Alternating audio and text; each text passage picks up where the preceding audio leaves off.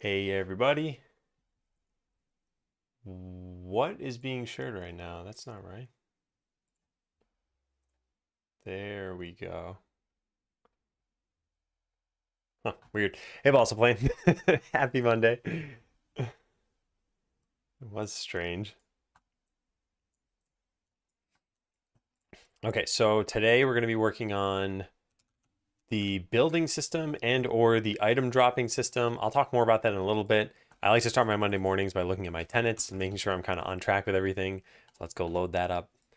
This process is not very long, but for anyone who's having trouble with sticking to your principles, I think this process is a good one. Hey, Bakari. So post stream to dos. I got a chance to catch up. It wasn't I guess 2 weeks ago? Last week? Yeah, 2 weeks ago. But then last week, I had some burnout. I don't think there's a problem yet. The burnout was due to non-work stuff. Yeah. All right, sustainability, as mentioned above, there was some burnout, but I'm not concerned yet. Bricklaying. I actually did some work over the weekend, and I think this went well. Successes. I think the big thing in my mind is game design changes from last week. We answered some big questions and hopefully have good solutions for those questions. What else happened last week? Let's find out. Let's see. Manually moving items, building, hiring adventurers. Yeah. Made steady progress on various parts of the game. Yeah, I think that's pretty much it. I'm happy with that. I mentioned that I did some work over the weekend. I've got some news, and I wanted to share some of the work I did over the weekend. I booked an interview with Melmsy. So that's going to be September 6th. Oh, and then there's going to be a UI session. I forgot to mention. I don't know how we advertise for this. I should probably post in news about this stuff. Just post in news about the upcoming interview and UI session. Yeah, so some of you may recognize the name Funky Monkey. I think I have a command here somewhere. Yeah, here it is. Yeah, so Funky Monkey has designed a couple of different things. The homepagerizer, adamlearns.com, and he's done a great job. And he had said a while ago that he would be interested in teaching me some UI UX stuff. I should probably say this is UI and UX and not conflate the two. Where did I just write to share this in news? Oh, whoops, in here. Oh, this should not be there. This should have been here. Yeah, so he's willing to teach me on stream a little bit, and that's booked for September 11th. I'm really excited about that. I think it's going to be really good. And that's going to be timed pretty well. It's going to be just before checkpoint number 3. Then yeah, some work over the weekend. I'll show what this is. I think it should be working. So I talked about, I made a bunch of changes last week. And I'm saying this for anyone who's been following and knows enough about the game already. But we had this conclusions doc. And I just came up with all of this stuff, I think on Friday. I don't fully remember. But I mentioned items should be able to drop on the ground. Items should fade if they've been on the ground for too long. Workers should prioritize taking items from the ground. Eventually you can get upgrades where they, whatever, just teleport to your storeroom. So I started this system, and now I can drop items on the ground. I just press a button to make it happen, and then I can drag these over here, for example. But workers will take them into your storeroom. You can also drag them into your storeroom if you want, although you could just drag them directly into a shop if you have space. And yeah, workers will adjust as needed. So all of this is working, and I think it's looking pretty good. I I can come up with any solution and then code that solution, and it doesn't necessarily mean it works. So in this case, this is exactly what I had envisioned here, minus a couple of like really small things. Oh, also there's a bug I just saw. Yeah, I just saw a bug. I gotta write this down somewhere. Bug if two workers are carrying items near each other, the hands from the lower Z index worker can show on top of the higher Z index worker and its item, of course, which looks really weird. I'm not sure if that's going to be easy to fix, but yeah, the manually dropping or manually moving items around and just being able to drop on the ground out of the portal, I think that's been really good. That actually took a lot of time. This is some news that's not really interesting news, but I wanted to do a casual stream where I just file tasks, I interact with chat. I feel like I've always tried interacting with chat as I work, and I think that's been fine. But for whatever reason, I think people have been interacting less. Maybe they're worried that they're interrupting something. And I don't know. I've seen chat kind of die down. I've wanted to do something about it, and I just didn't know the best way. So let's see if this works at some point. And I mentioned this already, but vacation is going to start on Thursday. So August 28th will be the first day I'm back. But yeah, we have this stream and then Wednesday's stream. Well, also the afternoon. So this stream, afternoon today, Wednesday morning, Wednesday afternoon. So total of 4 streams until vacation. Yeah, so that's all the news. I'll leave this here for now. Maybe I'll just talk about this on Wednesday as well. And that's it. So we have some building stuff and we have some item stuff. I wonder which one's better to tackle. Maybe this one? Make all items drop on the ground rather than appear directly in the storeroom. Okay, let's go do that. So we have grant items, add items. This grants them into your storeroom. I think having this function is a good idea, but I don't think we're going to use it for a while. We'll probably use it when you get an upgrade of some sort. So how do we drop them out of the portal? Let's just type ZZZ here so we can find it quickly. And then search for, where do we drop items on the ground? Ground items first? Yeah, here it is. Debug spawn items on ground. All right, this should no longer be a debug function. How did this work? We took in an instance, so we had a read-only list of items. So I think what we want is something that takes in this. This is like item IDs to grant. And there's no reason why they can't all drop. Private void spawn items on ground. Okay, should be able to just copy paste all of this. So we get that. We delete that. We call this items. We rename it to item IDs. And we're done. That's it. Yeah. Now instead of debug spawn items on ground, debug spawn items on, hey, 3D extended, we are going to just delete this, I guess.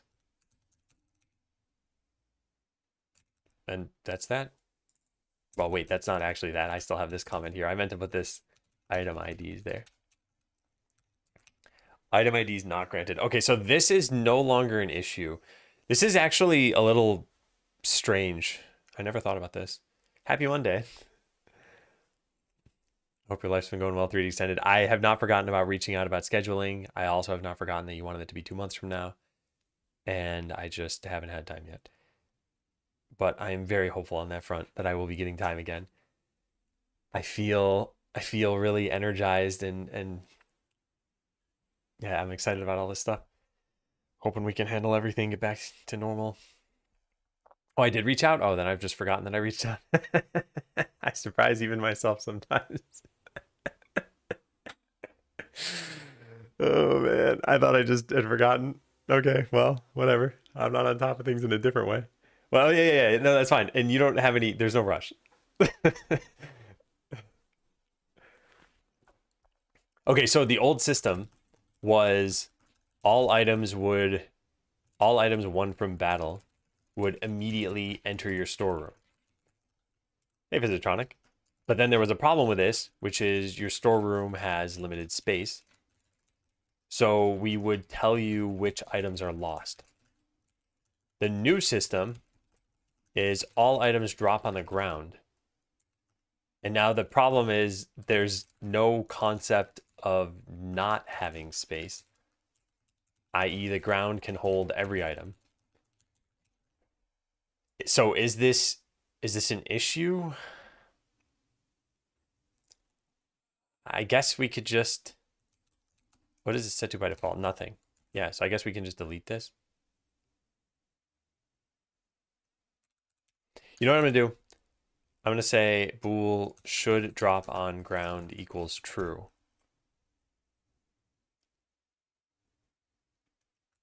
Yeah, and then we're gonna say if should drop on ground, then call this function, otherwise call this function. Because I think eventually we're gonna have it be this way. Change this condition so it doesn't always evaluate to true. Can I just have it be a constant? Nice.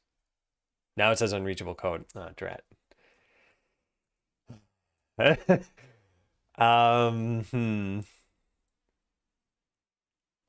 wonder if we put it here, if this would work. Private bool should drop items on ground. I'm just trying to get rid of linting errors at this point. Should drop items on ground. Okay, good. That works. Yeah, let's do that.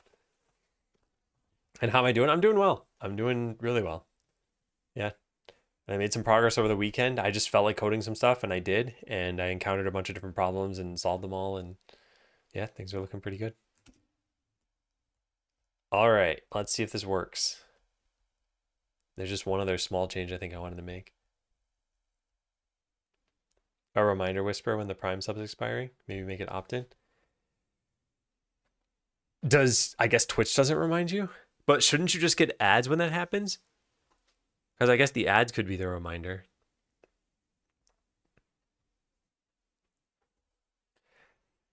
It's a good idea for monetization, but I think it'd probably be hard for people to discover, and I need to advertise it. And if I'm going to advertise it, I'd probably just say, like, don't forget to subscribe with Prime or something.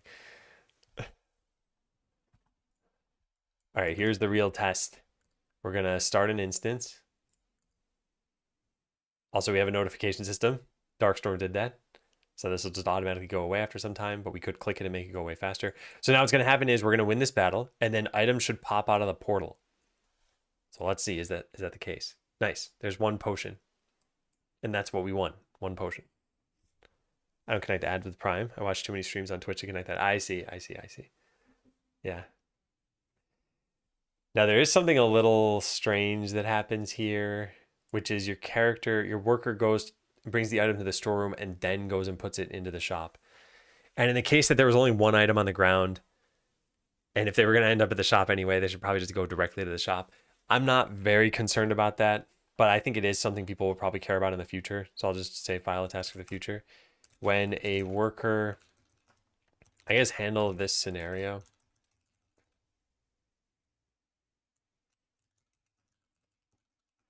You have a storeroom with at least one empty space.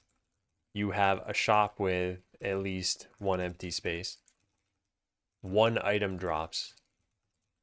The worker goes from the item, or the worker takes the item to the storeroom and then to the shop. They should just go directly to the shop, probably. Yeah, I don't even know what we should do about that, but that's not super important. Okay, so our debug grant items is put them on the ground. It does not. It puts them into your storeroom. I don't know what we want to have happen for that. Hey, Professor, as a dev, what are your pros and cons of working with an existing engine like Godot and your own from scratch like you did with Botland? Well, for one, and I don't mean to be super nitpicky here, but the from scratch part, I did use a rendering engine, like a sound playing engine or library, and a couple other things. So I sort of pieced together. It's not like I made all those things from scratch, but still the pros and cons. I think the pros of using an engine is you can get started much more easily. And the cons are that it may not do exactly what you want it to do. But, and I guess it takes less time.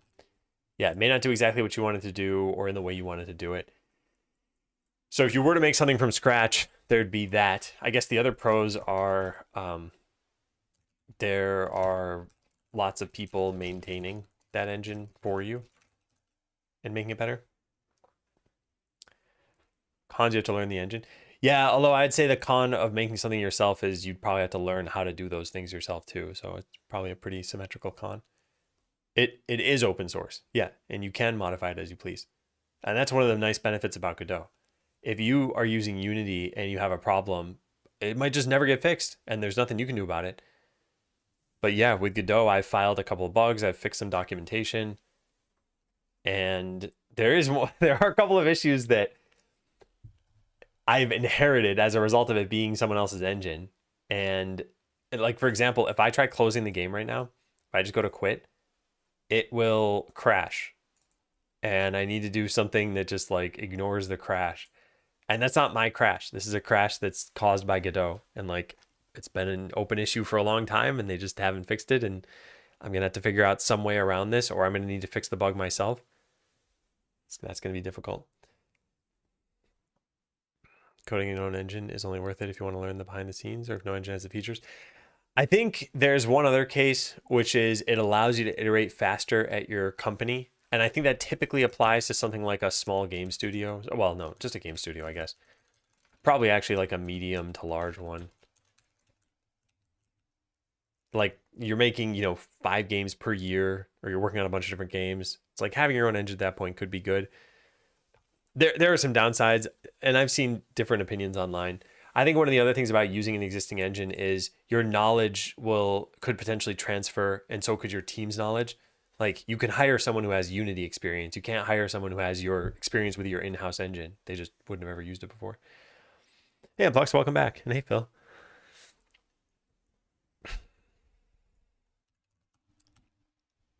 Okay, so this is a really kind of inconsequential question, right? Like, should grant items put them into your storeroom or not? I don't think so. I don't know. There's no event. The application is about to exit. We had some issues. No, there's an event for that. The problem is it's actually kind of annoying. Let me see if I can find this. Yeah, this issue. The problem is if you have a reference to something, crash on exit with a style box referenced in C#. So literally, I have, where is it? Okay, this is really hard to find. Here it is. Literally by just having this line of code here, which is not a bad line of code, it's going to crash on exit. It's actually when I set it, it's going to crash. I guess this line of code. And it's just something about how Godot exits that causes a problem. And I've tried a bunch of things to try to work around this, and it's just why. I mean, the why is in the bug here. You cannot unregister it. I tried some things. There might be a way to work around this.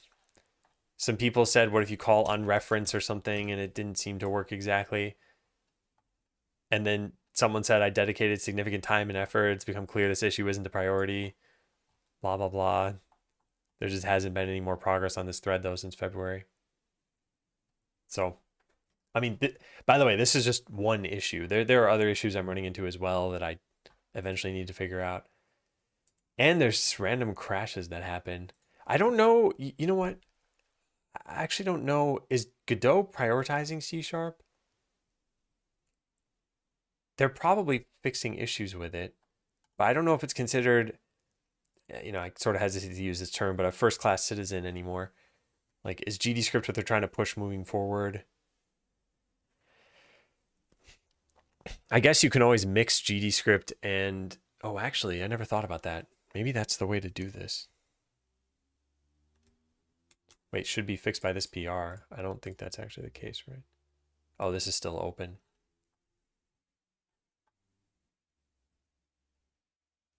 Okay, this might get fixed pretty soon. Yeah. But if not, consider keeping references to style boxes from GD script. Yeah. Chaz Adams rubber duck. That's a bug from like 2010. Lose all textures and you can't get them back. Like they get deleted from your hard drive? Because I was going to say, at least source control would have them, right? My understanding, a bit outdated around the 4.0, 4.1 releases, that they were going to do more for GD extension, which will make C# as well as other languages better. Oh, good. Okay. Yeah, and it's not like Godot has been riddled with bugs that have been affecting me. Sure, there are probably like 5,000 open issues, but not all of them are going to be ones that you care about. Yeah, 5,000 plus. Oh, 10,400 open issues. Yeah. And they've generally been pretty good about responding to some of these. There has been an issue I just filed, which I wasn't sure if it was even a problem. How do I find issues that I opened?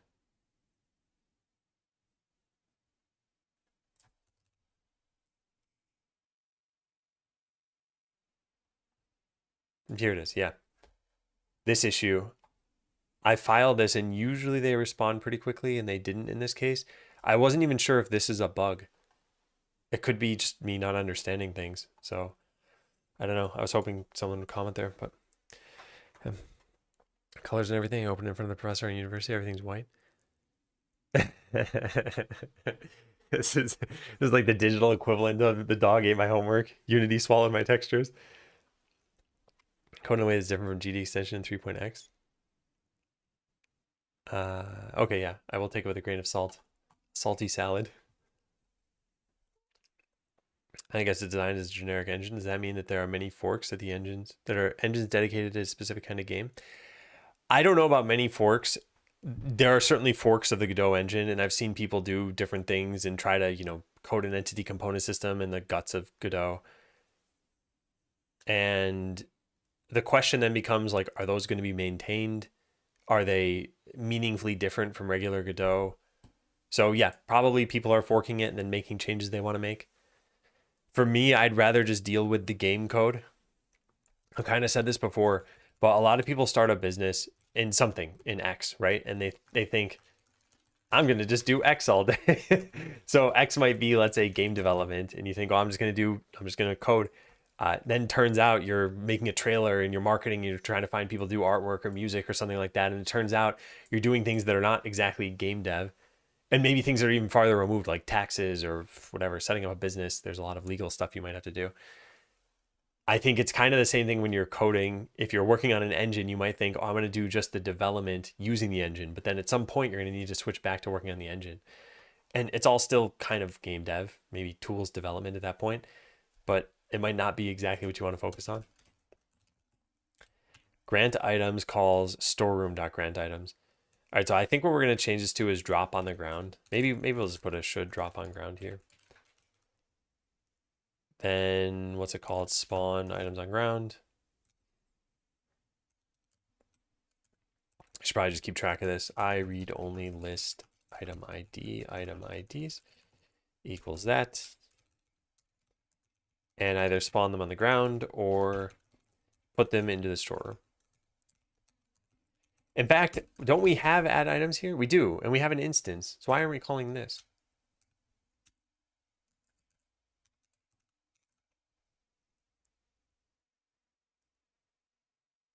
Yeah. Add items ID. Wait, what? Oh, it takes an instance, not an instance ID. Oh, he's got to be able to store. Oh, drat. Okay, fine, whatever. I mean, we probably should make a comment function out of this, right? But we can't because we won't have an instance. Okay, you know what then? This is probably dumb. Let's just call spawn items on ground and call it a day. Yeah. Okay, let's try that out.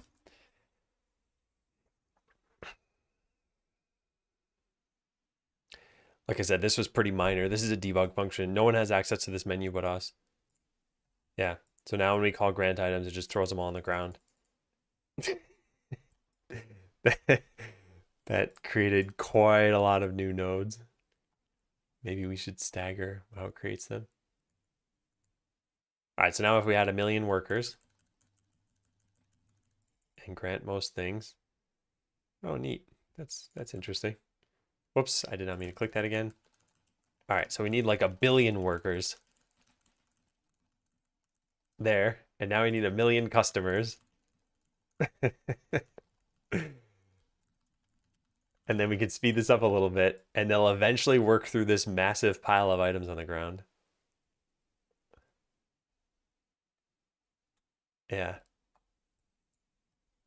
Now, in the real game, these would slowly fade out and then just disappear, which is something we're probably going to code in like the next hour or so. I don't even know how many of these I spawned. Maybe this is a really stupid idea, but I just want to watch and see how long it takes for these skeletons to work through these items. Wow. There's got to be like another 100 there at least. All right, let's speed it up a little bit more.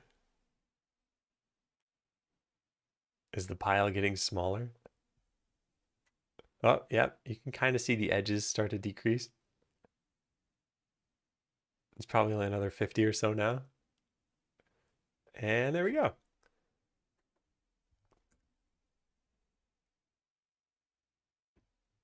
Yeah, very neat. I don't think we'll ever get to this level of chaos and anthillness in the game, but it is still nice to see everything's working. Yeah, it's also a good little stress test for the game, at least in terms of crashes. I think performance could probably be improved a little bit. Okay, I think we're done with that change. Should items drop on ground? Yep, got rid of that debug function. Cool, cool, cool.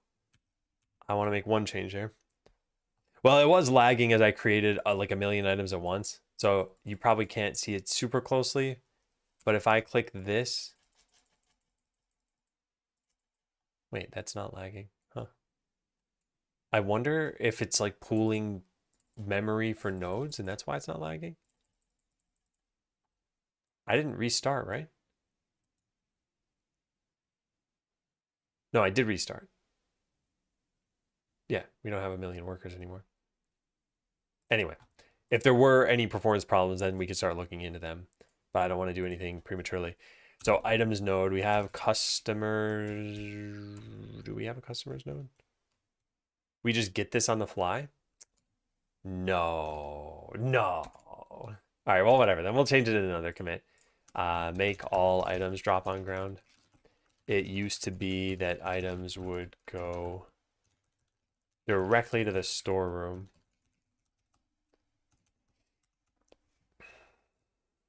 Okay, now let's go make a couple of quick changes. I believe there's a workers node here.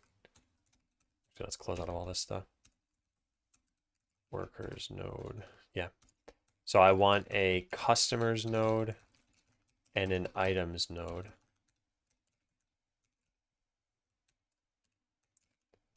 Customers node is presumably just customers. Items node is presumably just items.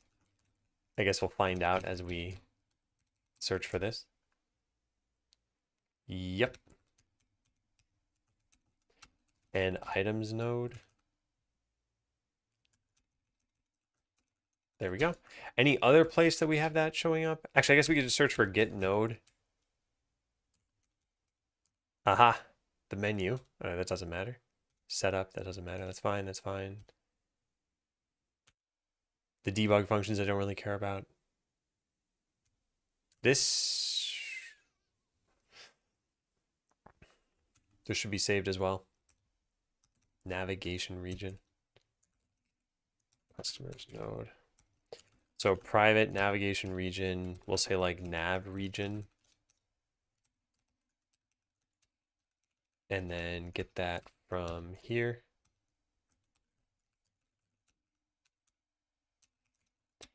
And then call that from rebake.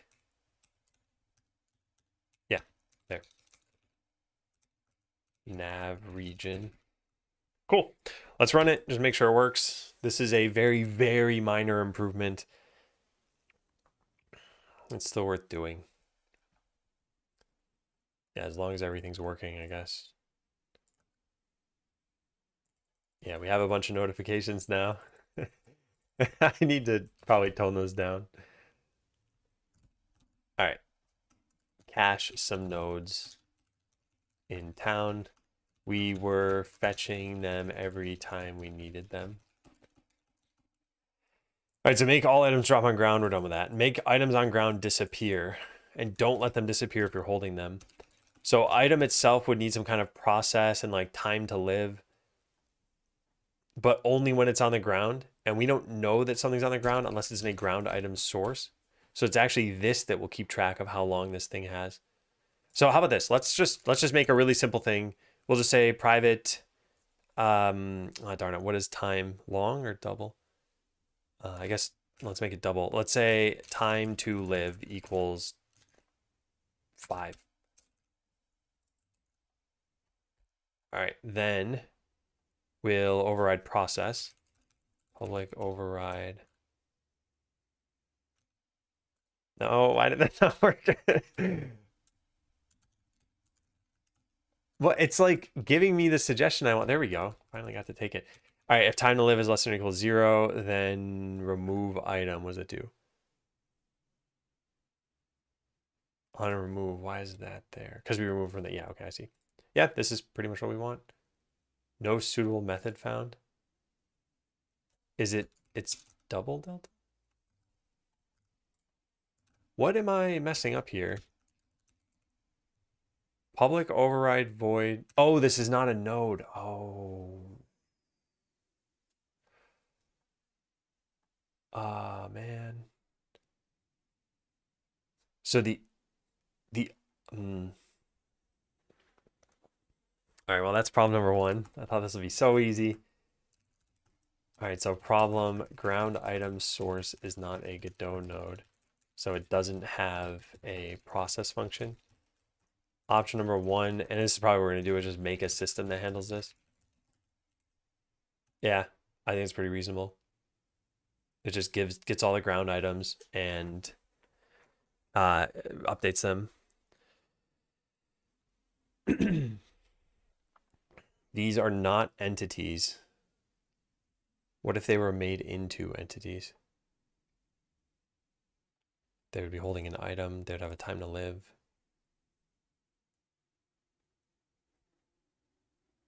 Actually, yeah, let's not worry about that too much. Let's just go make a new system. We have what? The navigation system. What other systems do we have?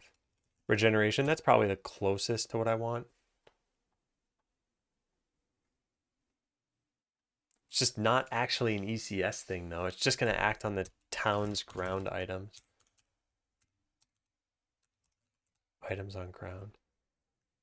In fact, I guess technically, really, what this is it's something here. We could just say, like, update ground items. Let's start by just making it this function. Just make sure this works first.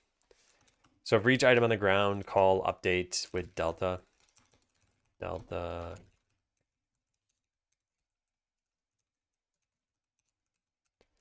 Okay, so now we have an update in here, not process. And that's it. We're done.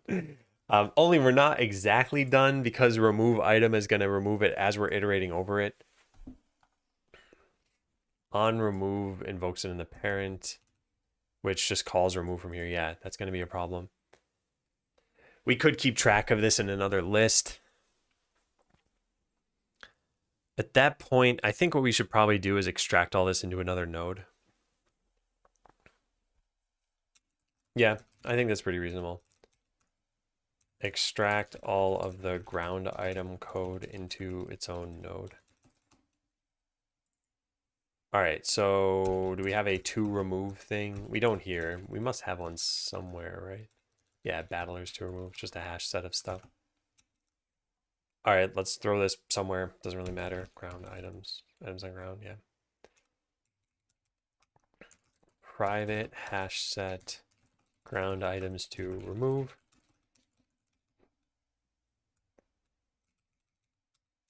So we're going to do this. Good. I probably forgot to change the type of that. Yep. And then in here, We're going to iterate over all of those. Yeah, we're just going to do this. For each of these in here.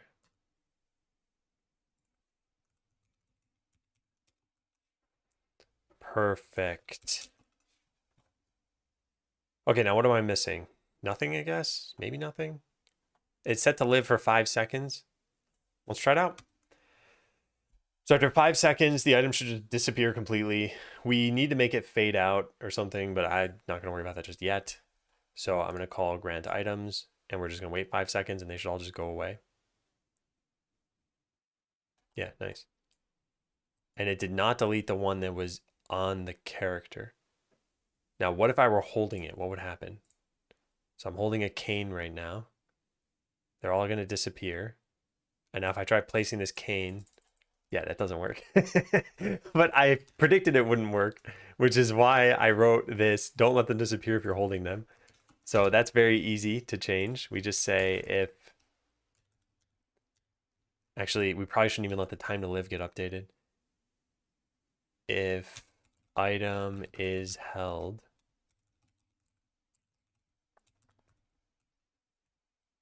is it not is held? It is held. Why is this problem? Cannot convert bool. Oh, I see. If it's held, then just return immediately. Okay, let's try that. So that way, if you're holding the item, it's not going to even subtract its time, so that when you put it down immediately, it doesn't just delete itself. In fact, it should probably reset its time. So I'm going to pick this up. All the other ones are going to disappear. Now I'm going to let this go, and now it should disappear. Yes, I'm going to do the same thing, but this time we're going to place the item after everything's disappeared. Yep, everything goes away. I put this over here, and a customer should be able to buy this, and my money should go up by 13. Yep, perfect. Hey, Sensevere. All right, well, I'm definitely happy about that. So now they're getting them to flash before they go away. So let's do this. Private bool started flashing equals false. And if the time to live is less than, okay, first of all, 5 seconds is way too short, right? How long should you have before items just disappear? And I guess it depends on how long does it take a worker to walk from one point of the town to another point in the town. Maybe we say it's like roughly 10 seconds, so let's set it to 15. I don't know, it's mostly a feel kind of thing anyway. All right, so then when it's less than, if time to live is less than, when should it start flashing? Maybe 6 or 7 seconds. There we go. And then we'll call a flash item. Now this is something that should be on the item itself, but yeah, we want a tween with set loops to 0. It's going to be this code exactly, in fact.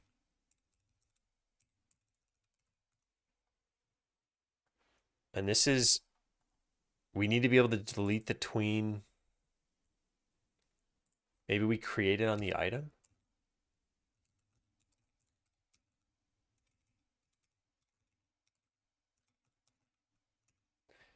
Yeah, let's try that. And then as far as amount of time goes, I mean, ideally this would get faster as time goes on. That's how a lot of games did this sort of thing. Like it starts slowly flashing and then it flashes faster and faster and faster and then it disappears. I don't know what we're going to do about that yet, but let's just set this to 1 second. And we're going to tween it to, or that's not 1 second, that's 0, 1, and 0, or 1, 1. Okay, and then set the curve to be the same for both of these. Now let's try that out.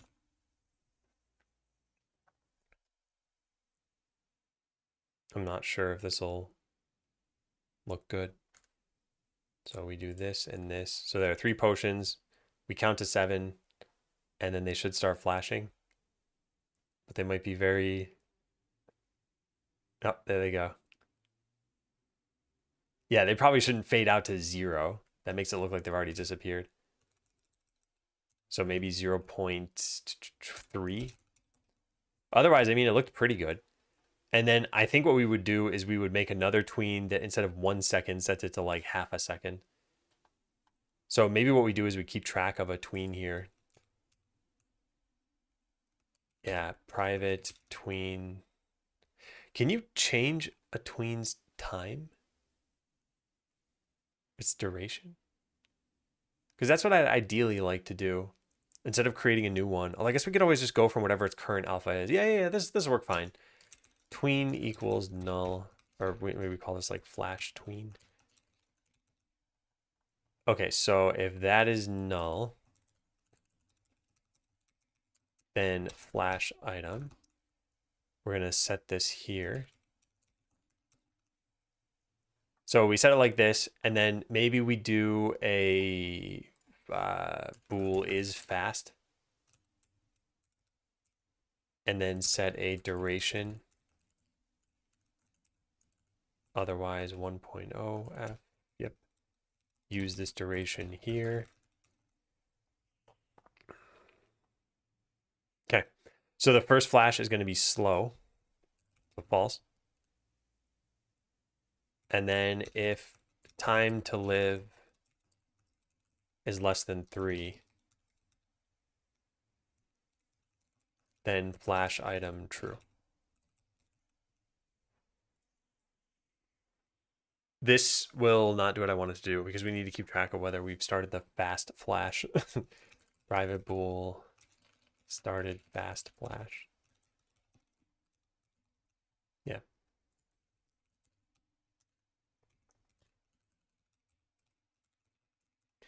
And even then, it's going to look a little bit weird because it depends on where we are. So what's happening here is we're bouncing between 0.3 and 1 alpha. So it's going from transparent to opaque to transparent to opaque. And at some point in that time, we're going to say, now double the speed. However, the way we're doubling the speed is by making another tween, which, by the way, we never delete the old one, I guess. So I guess if flash tween is not equal to null, then kill it. This may not work. Let's just see what it looks like.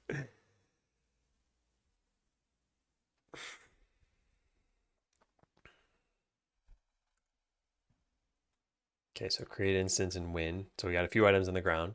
They'll start slowly flashing.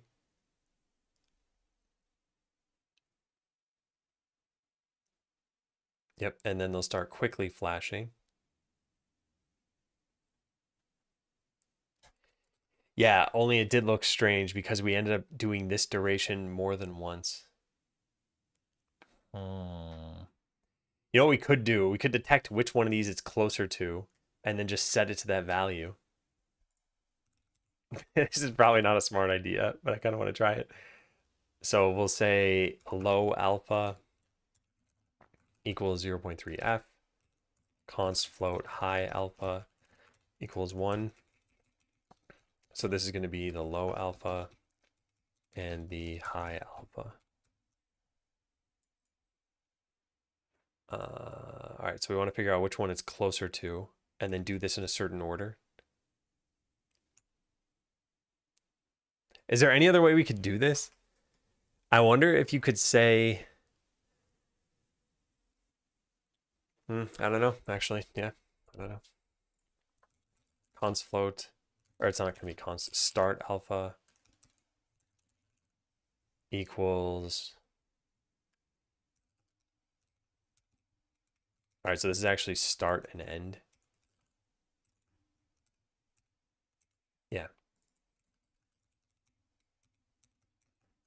Now we need to reverse them if the distance to the high one is closer. So float distance to high alpha equals math.abs item dot modulate dot a minus high alpha. Yeah, this is a little strange. And then low alpha. So if the distance to high is less than the distance to the low, then set that. Yeah, perfect. Okay, let's try that out.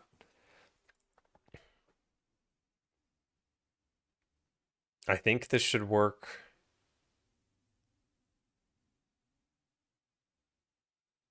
Wait, well, I don't know. Let's just see what happens. All right, grant items. Now we just wait. Probably shouldn't have had this take 7 seconds before it does anything, or 8 seconds, or whatever it is. All right, so they slowly fade. Yeah. That's somewhat abrupt. Let's just have this be set to 6 seconds. Yeah, let's set this to 8 or 9 even. Try that one more time. Otherwise, I think it's working pretty well.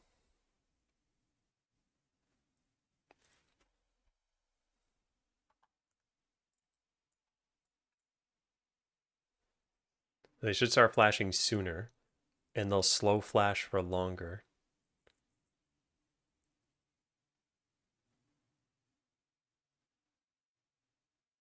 I don't think that was correct. Yeah, they're magic numbers now. What we could do is eventually turn these into constants that say something like the percent of the time that they show whatever, slow flashing or something. Could this be helping? Could this help? Chain.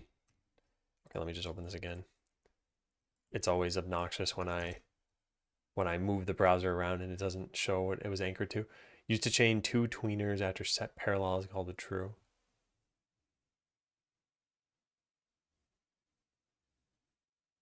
Oh, interesting. I didn't know about this. But I don't think this will help exactly. What I'm trying to do, like, this is sort of hard. I guess we have a graph like this. We have time and we have the alpha. Now what I wanted to do is go, well, I guess I don't really care about the curve here, so let's just draw it like this. I want it to go like this. And then I want it to go like this. So basically it starts and it's slow and then it goes faster. And at no point do you see it like go back up to here and then down. And the problem that I guess I have here is that the duration needs to change based on where we were in this curve.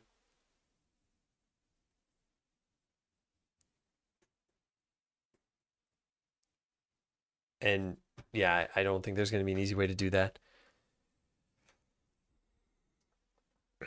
Well, I guess we could just figure it all out, but that's an amount of polish I don't feel like adding right now. So I guess we say that this probably just looks fine as is. Yeah.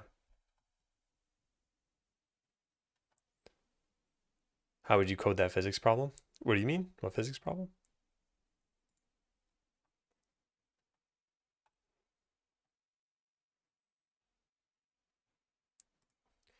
All right, so time to live. I guess we make a private const double time to start fast flash or slow flash equals 8. Time to start fast flash. The graph I showed, this one. Oh, so what I'm trying to get at here is this is being controlled by these tweens. So what we're doing is we're changing the alpha of the item. We're setting it to, we're having it go down toward the start amount, which is 0.3, over the course of a second, and then having it go back up to the end amount, which is 1. So it's going to just keep bouncing this way forever. So if you just look at one part of this, if you look at this, for example, like this is super easy to code. That's already coded. That's what's here. And then coding this second part, if you were to just look at that in isolation, just the fast part, that's also this code. It just happens to have a different duration. The problem that makes this difficult is we determine that we want to switch somewhere along like one of these ramps that you see. So like maybe right here, we decide, okay, that's now we want to change the speed. Well, the problem is this remaining amount of time, we reset and we shouldn't reset it. No stream announcement? Oh. I should probably restart that bot. Yeah.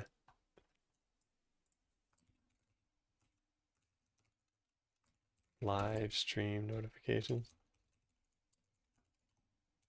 But hey, Darkstorm, hey, Neck Bind.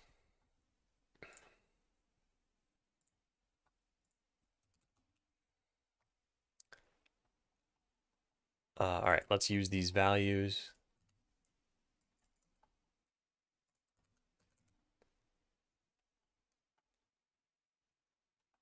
Okay, and I'll just write a comment here saying this isn't perfect. When we switch from slowly flashing to quickly flashing, the tween shouldn't take the full duration to complete the first transition.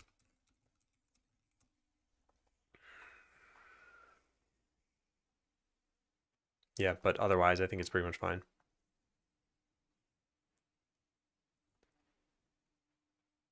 Okay, so what happens if you pick up the item while it's flashing? That's something I never accounted for, did I?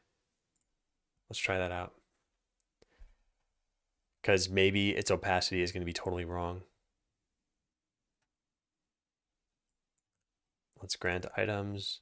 Just wait for it to flash. And then pick it up when it's mostly transparent. There. Okay, now we wait for it to disappear. All the other ones, I mean.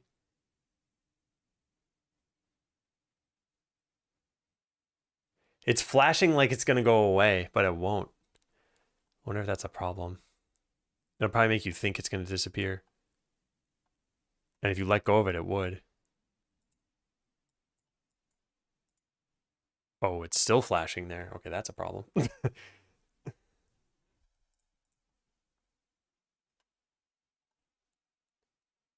Was that? Can't do that. There's a speed scale? Oh my god. That's genius. That's exactly what I want. Okay, let's try that out. Let's just gift a point anyway for right now. But yeah, wow, that'd be great.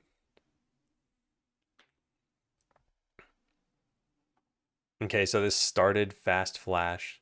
I guess we don't really care because the speed scale should be item potent. Well, after setting it the first time. Sort of fast flash, yep, don't care. Then this we can delete. And we can say if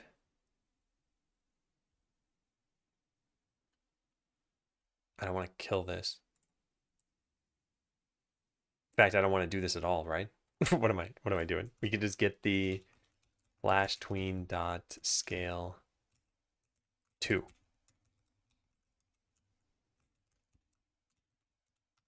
Yeah, and I guess if the flash tween is null, which is possible, we could skip over like 5 seconds at once in this thing. Then we could say flash item false. Kind of a dumb way of doing things though, but whatever. I'm gonna worry about that in a sec. We don't call that. We don't need a Boolean on this thing. Is fast.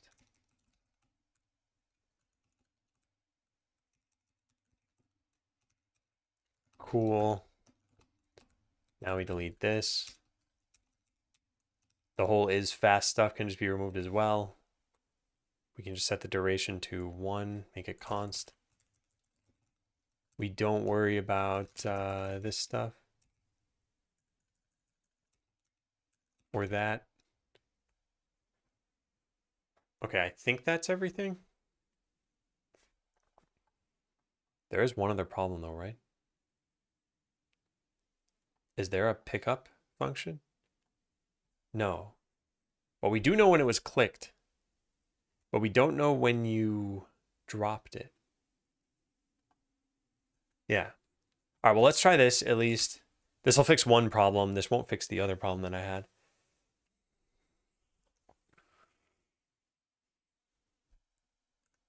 All right, so grant items.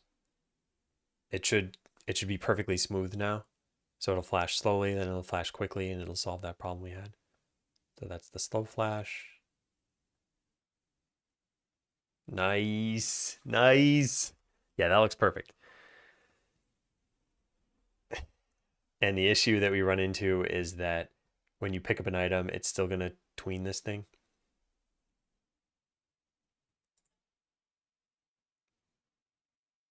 I'm just waiting for it to go away now. Yeah, it's still tweening it. And it's going to continue to tween it even when it's over here. Yeah. Hey, TJ. Okay, so when this is picked up and there is no indication that it was picked up, and then I guess we would need an indication that it was dropped again. So all this stuff is happening right now from player held item, and we just directly access the item and not the source. Where is it? Yeah, here it is. Pick up item. It's called start holding item, which calls set is held to true. Yeah, what we could do is we could give the source a set is held. Or like set picked up or something. What happens to the, how do you drop something on the ground again? You just stop holding it. Doesn't create a new source. All right, so problem. We never remove the tween from the item. Oh, I guess if the item knows this though, why doesn't the item just keep track of the tween? Because it knows when it's held or not, right? Yeah. When it's held, if it has a flash tween on it, just remove it. Or pause it, I guess. Pause it probably. Yeah.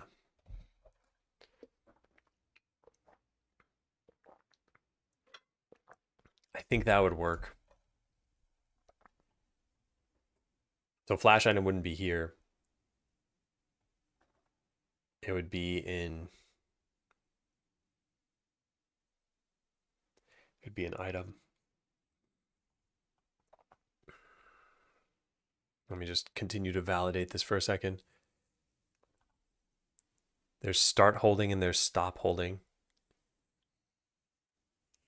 Yeah. They just changed set is held. Where else does this get called from? It should only be those two spots, right? Those two, and then also here, drop off item. Set is held to false, which all we would do is remove the tween if it existed.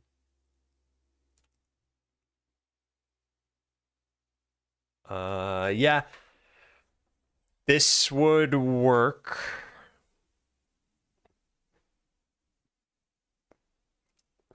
Yeah, this would work. Okay, let's change it then. So we're going to have a public void flash. And then is fast. Now everything's encapsulated in here. So this will be something like create tween. Private void create flash tween. Yep. So delete all of this. And then call item.flash false. I don't know where the cursor just went. It's just left. Like, see ya. I'm out of here.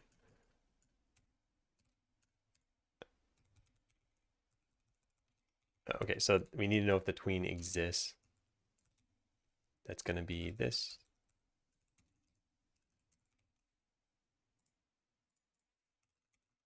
Are they for bragging rights?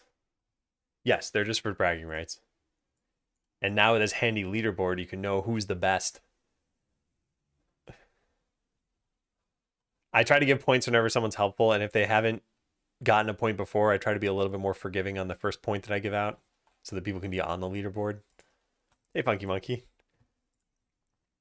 I announced earlier today some of the news that had happened, but I guess since I didn't have the stream announcement, I might as well share some of it again really quickly.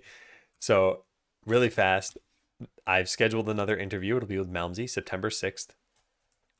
Funky Monkey, who just popped into chat, is going to be doing at least one session where he teaches me some UI and UX stuff, and we go through the Skeleseller UI and UX, and we find out ways we can improve it. I think that's going to be super helpful for even the audience, but also super helpful for me. And then vacation starts this Thursday. Yeah, this Thursday until August 28th. And August 28th is the first day back. So if you want to mark something on your calendar, it'd be that. And I think that was most of the news. Let me see. Yeah, that was it.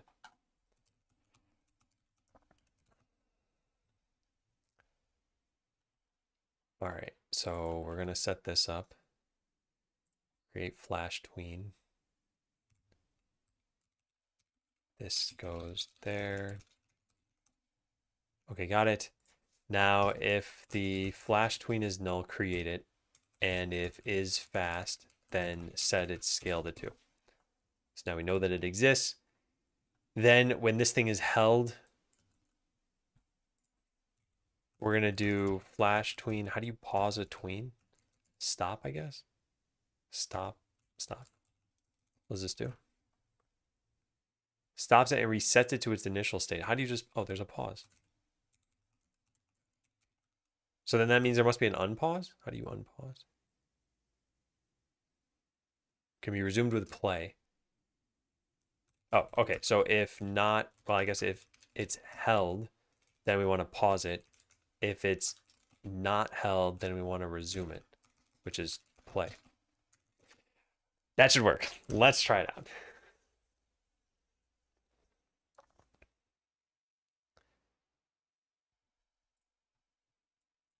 What happened? Flash tween doesn't exist. Oh, yeah. Which now makes me think that if this is... No, that'll work, yeah. There is a problem, though, and it's I don't know what happens when a worker picks up an item. Is it considered held during that time? I don't think so. In which case, we're going to have a problem with the workers doing this stuff. But I guess I will have fixed it for the player. So let's wait. Click that potion, maybe. There. Okay, so it should be paused. Yeah, it's not changing its opacity, I think. Just wait for it to disappear. Oh, something's broken.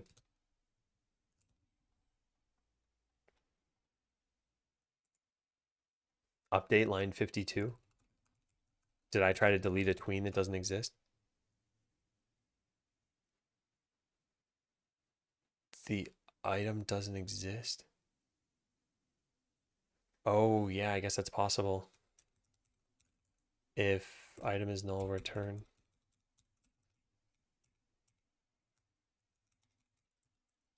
Yeah.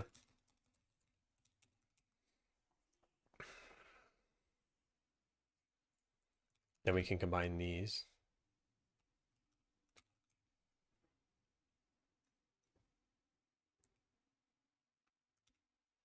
So I just need to figure out the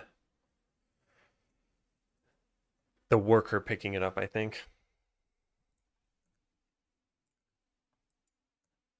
I can't speed this up and then slow it down quickly enough, so I just need to wait. I want to grab that axe. I grabbed a sword instead, that's fine. Right now we wait for them to disappear. Yeah, good. So the sword is stuck at its original opacity. If I right click, it'll go back to its cycling capacity. And if I put it over here, no, no. Yeah, we need to know that it was put somewhere else. How do we know that? I guess it can only be put into an item display. And I guess item display has a function for that. Set item. So what we could do is we could just say stop flashing when we get here.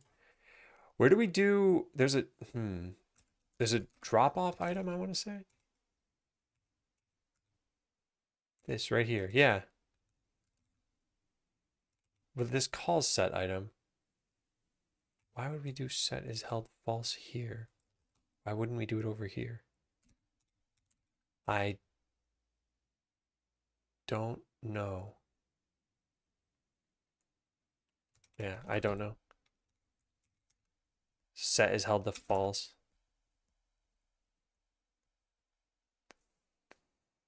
This needs item dot stop flashing, I guess. Yeah, let's just make that.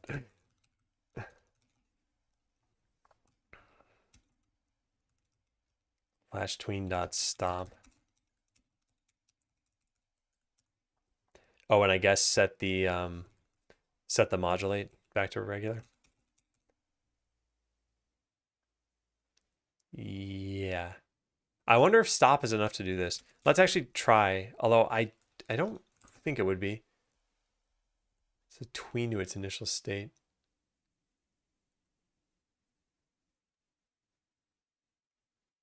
Huh. Yeah, I think we need to do this. Okay, I think that'll fix everything. We should now be problem free. And then the only other thing we need to do is refactor this code and put it into its own system. But I'll probably take a break before that. All right, let's grant items and let's wait. That potion is now going to take longer to fade out than everything else. Yeah. All right, so we clicked that when it was faded out. So now it should still be faded out. Yep, the items that are being put over here are no longer faded. And when I drop this, it's not faded. Yeah, perfect.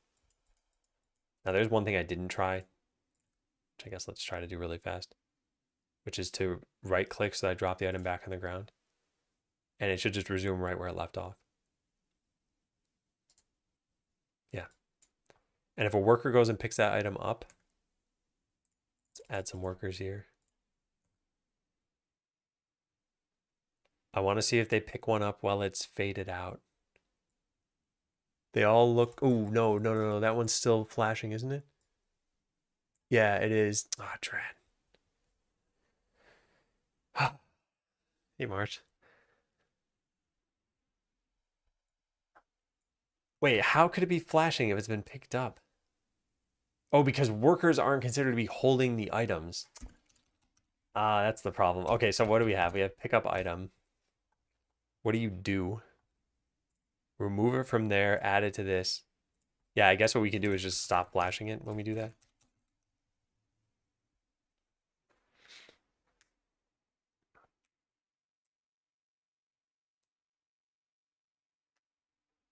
The item source could technically do this. We have two of these functions.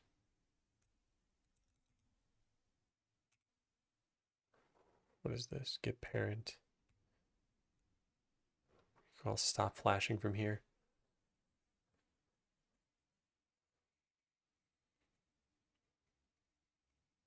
Yeah, I don't see a problem with that. What about item display?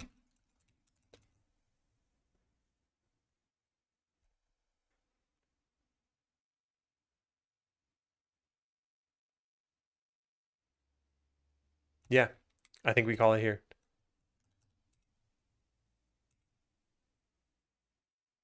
Item stop flashing. Where did I put that other line of code? In pickup item? Yeah, there. We need this in ground item source. Drop off. Oh, it's remove. It's not drop off. Okay, stored item, stop flashing. Perfect. Perfect. I think we've done it. Yeah. This is bricklaying. One extra little step every single time. Let's add in some workers as soon as they start flashing. There. Okay, now none of those should be flashing. Yeah. They are fully opaque. And the ones on the ground, if I pick one of these up, we can now go put this sword over here. Nice. Is that faster than a classic keyboard? I wouldn't say faster, but there's less finger movement, so it should ideally produce less strain on your fingers. And the other thing is you might be more accurate with this. And if you're more accurate, then I guess it's faster by you not having to press backspace a bunch of times or context switch into, wait, I messed up, I need to go back. How do I use the arrow keys or something?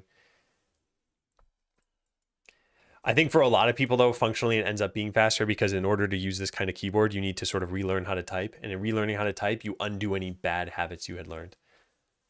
So for example, let's say you're someone who types with like just your pointer fingers on your keyboard, not even on your phone, just like on your keyboard right now. Like probably you'll stop doing that when you get a keyboard like this. Custom macros. You can have custom macros. You can have this do pretty much whatever you want. I have the key map here if you want to take a look at how it's all customized. So the basics are ignore the KC underscore here. In fact, let's just delete it to make this easier to look at. What just happened? Okay, so yeah, let's take a look at this, and let me just delete this KC thing. So this is the layout of the keyboard. It's Q, W, F, P, V, or B, whatever, you know, blah, blah, blah. Then there's quotation marks and slash and dots and comma and whatever else. So this is all really straightforward. But then you can have it do practically anything you want it to do. So for example, I have, where's that new tab thing? Yeah, here. I have certain things that work based on whether another modifier is selected.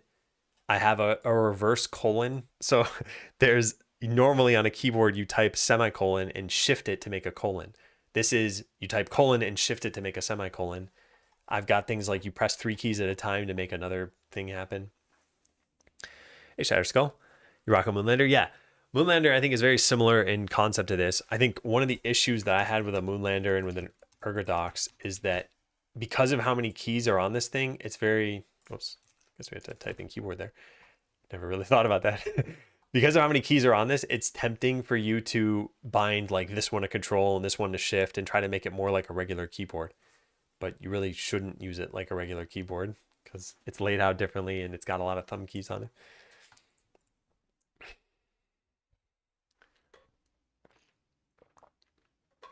A wireless version? Yeah. I don't think DSA makes wireless keyboards, right? I guess they only really have 3. And I think they're all wired. Anyway, this all worked. I think we can check this in, and then I think we can get to the refactoring, although we should probably take a break before that.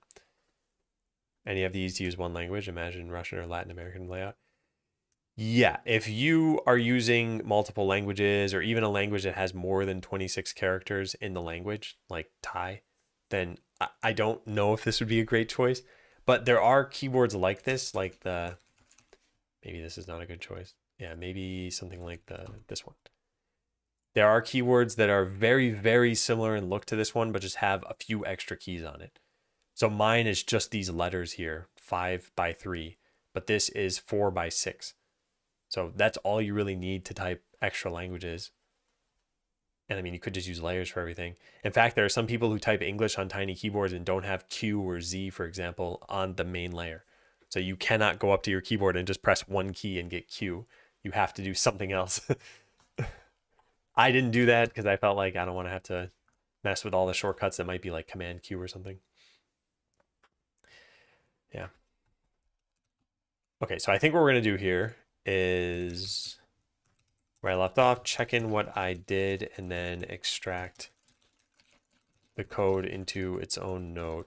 I should get some of this code out of town.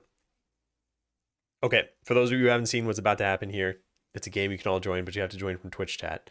And you just type join without any exclamation mark or anything else, and then you'll figure it out. Is it jump time?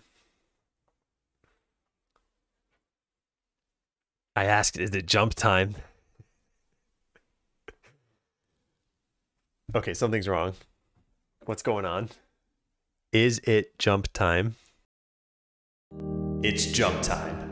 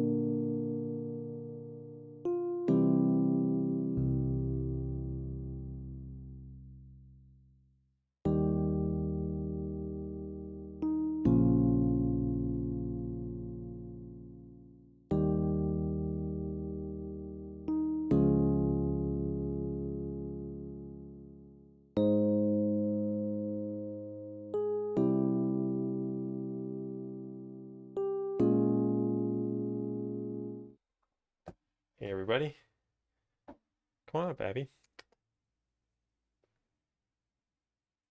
I think Abby really wants attention. Close the game.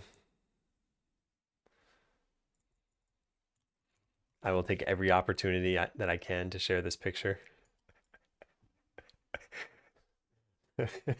She just walked out of the room.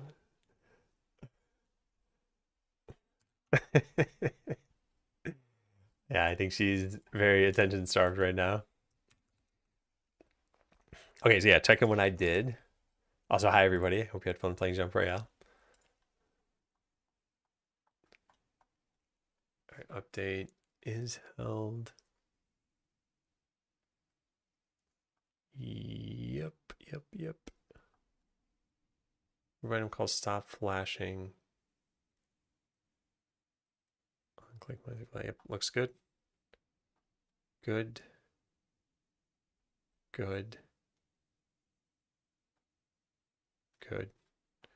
Yeah, all this is looking pretty good.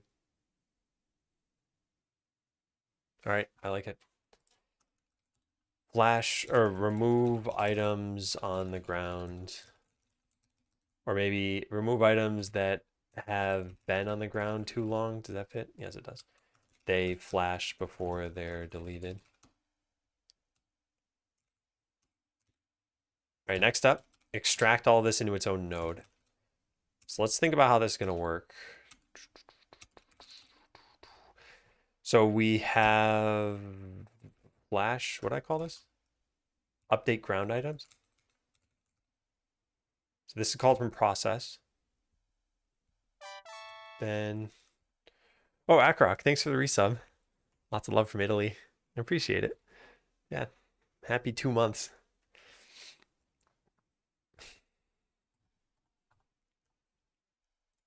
I at least want to call this. Oh yeah, and then I also wanted to store these various properties in here. So then the question is, do we want to add this to here? Does this make a difference? Items on ground. We only use this here. We need the portal sprite.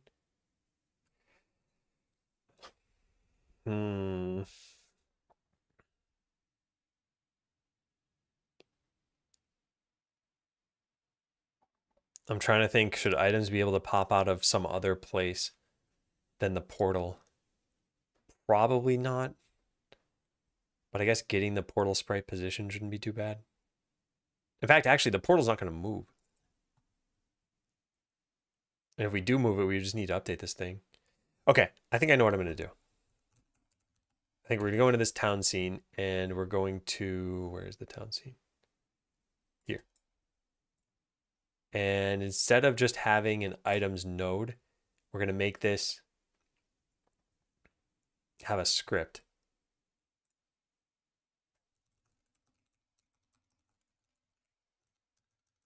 And I guess we'll... No, I forgot the C. And I guess we'll call this ground items. Yeah. Flight's going to take off soon? Oh, well, I hope you have a nice flight. And yeah, so far the stream's been pretty good. I don't know if you can see what's happening or if you're on a tiny phone screen right now, but is this going to break? One of the things I started working on the weekend was items dropping on the ground. So if I click grant items, you see a bunch of items appear here.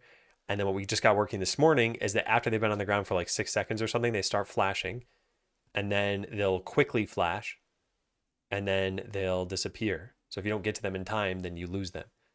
What's nice about this system is that you will see exactly how this works at the beginning of the game. And then it's very obvious to you, I think, that, hey, if these items are flashing and they disappear, then you've lost them.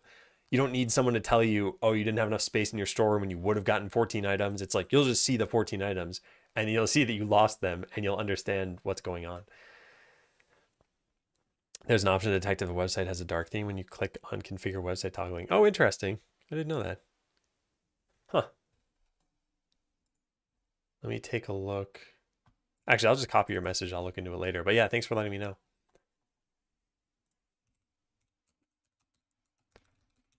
There we are. All right, so script, let's go write this. Do they pick the items up and go straight to the shops or the storeroom?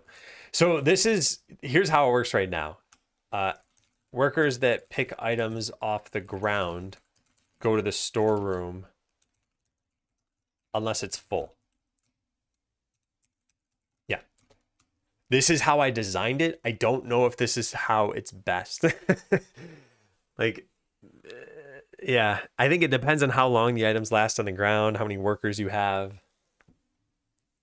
But yeah, it is a little strange maybe, because let's say I grant a bunch of things here, and yeah, we have now a million notifications that pop up. And then I add a bunch of workers, and then we click grant items. So they're all going to take it from here and go into the storeroom. And the reason why I figured you'd want this to happen is because the items are about to disappear. So the more they can grab from here, the better.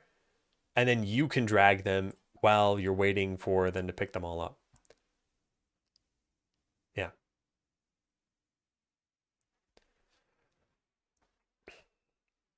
Now, I do think for this to make sense, we probably need items to last on the ground a little bit longer. I think it's 15 seconds right now. That's not really enough to get 2 trips to the storeroom. Although maybe that's a good reason for you to get something like this, Swift Shoes, right? If you increase the speed of your workers, then grant items, then maybe they can make a couple trips. I don't know, whatever. We'll figure this out in playtesting. Yeah, it looks like they can now grab several items. I guess that's what happens when you move twice as fast. So yeah, they practically filled the storeroom, and now they can go drop off the items at the shop. So I like this idea, but yeah, maybe players won't. So I'd like to keep track of these things in here now. That, and then ground item source. Oh, we probably access this elsewhere, don't we? It's public. Oh, we don't, surprisingly. Okay. Notice you can hire the same adventurer twice. Then the game throws errors when you start a battle. Did I have some old code? No, you don't have... Well, the only way you should be able to hire one twice is if you're using the guild dialogue, which I just haven't finished yet. But if you didn't use this dialogue, then you shouldn't be able to get the same one twice. But yeah, nothing stops you right now from hiring them with 2 different sources. But eventually, the dialogue will stop presenting you with an option you've already chosen. I just haven't done that yet. In fact, I don't even know if that's written down. But it's one of those like things I definitely have to do. Make sure you're not offered the same adventurer multiple times.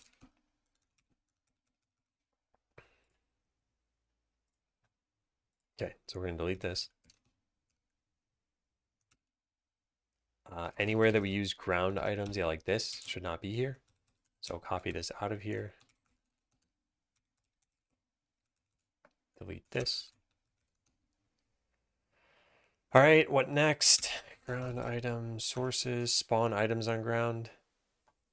I feel like we should pass this into here. Public void spawn items. The on ground is assumed because it's called ground items. So we just do that.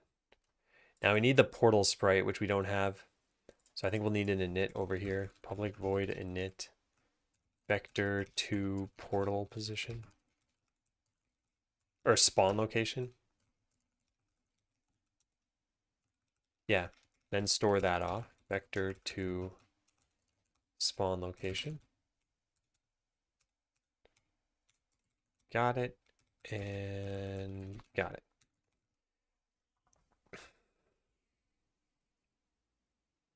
Cool. Looks good. Yeah, looks good. So now this can be deleted. And wherever we were calling it, spawn items on ground, this would be changed to ground items dot spawn items. Then we need to track this thing, which is in the scene tree. Ground items equals null. Yeah, let's get this, because it needs to be after here. Ground items. And what I call this, I think it was just items. and then initialize it with the portal sprite's position. Anywhere else that I do this sort of thing? That's good. It's good. This is not good. The error looks like the earlier reported issue. You just stand alone in the instance and there are no monsters. It prints adventurers already in battle. Maybe that's what some people had when testing. Oh.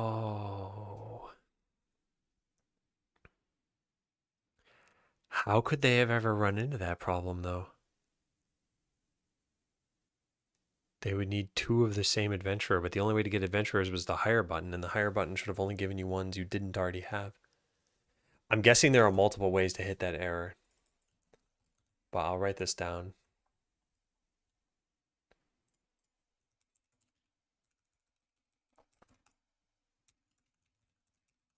Multiple adventurers of the same type, probably through using the hire adventurer dialogue, since it doesn't prevent this for right now. Could be an auto battle thing, yeah.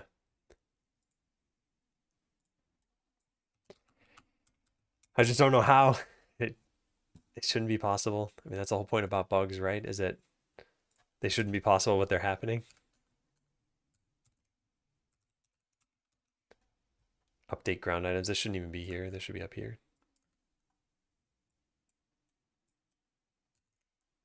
All right. How's that? Probably broken, but let's try. If it runs, which it doesn't, build failed. Oh, I just didn't import any of these things.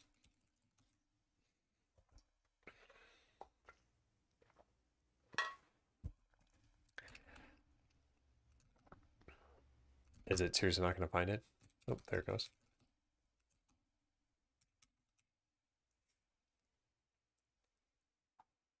What is going on right now?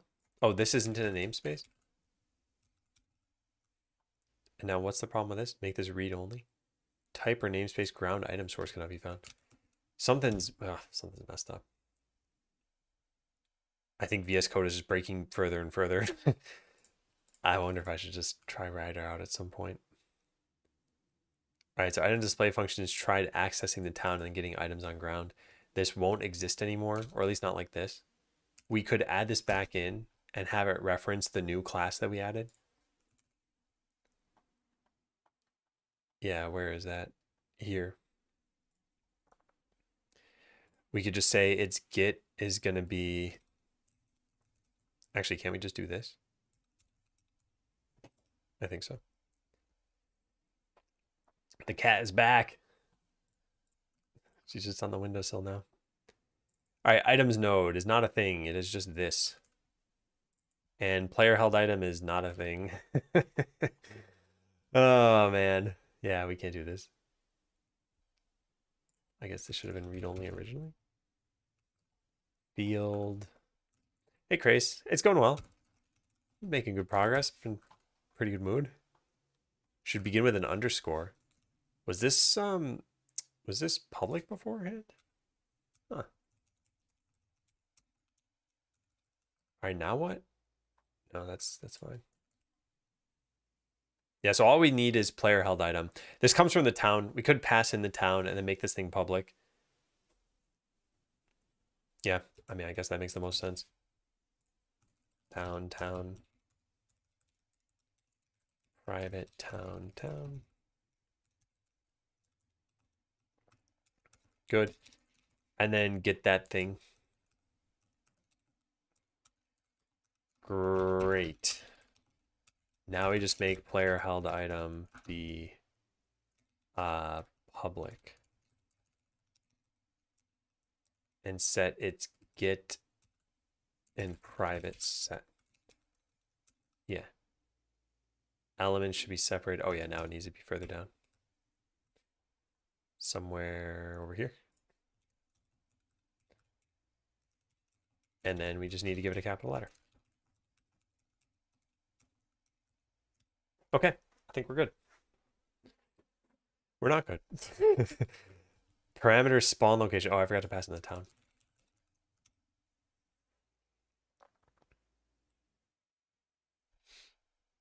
Okay, so can items spawn on the ground again? Yes. Can I pick them up? Yes. Can I right click them? It looks like it. Yeah. Can I put this over here? Yes. And do they disappear properly? Yes. Okay. Oh, there was one other thing I wanted to do. What was it?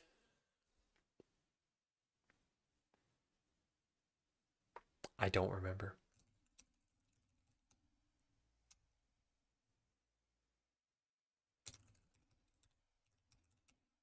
No more hot reload. Yeah, it just wasn't working consistently enough. Oh yeah, fix the errors or the warnings. I don't even know what the warnings were. Where are the warnings? Here.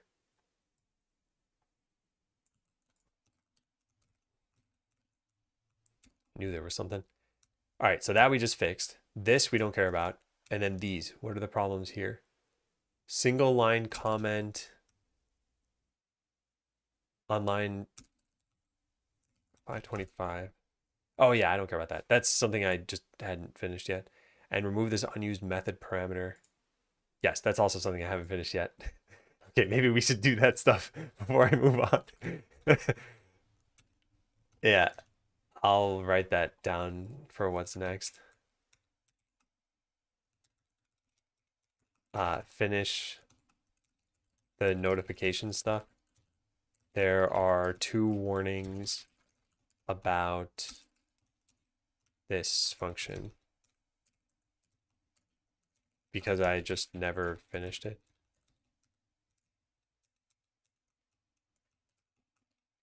Hey Z-Wubs.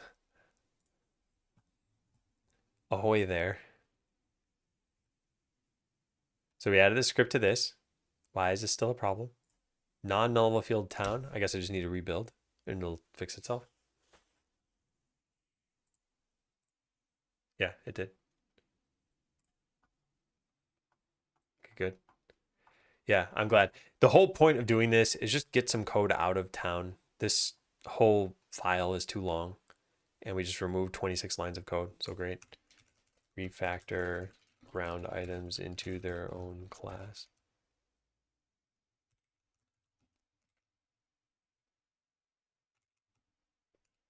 Great. Okay, let's go add in this code and then start fixing this stuff up. UI toggle blah blah blah. There. 1,000 line or something. You know, it kind of is nothing compared to some things that exist in the Godot engine itself. If you look at Godot vector, for example, well, apparently that doesn't show up. Okay, well, let's just type in Godot then. And then just type in vector over here. Vector.cpp. Yeah, no, not vector. Vector shouldn't be that long, right? Yeah, vector is like 200 lines of code. I didn't mean vector. I meant, oh man, what was it? I was just looking at this the other day. Viewport. Yeah, this one is 5,232 lines. And like, could this have been done could this be done differently? Who knows? There's a lot of like binding to different things, although even then it's like that's 500 lines of code. It's just a whole lot of stuff going on here.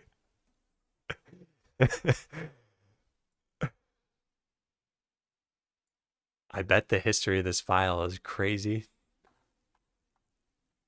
Yeah. Just zip the file, yeah. Even compressed, it would be a bunch of lines.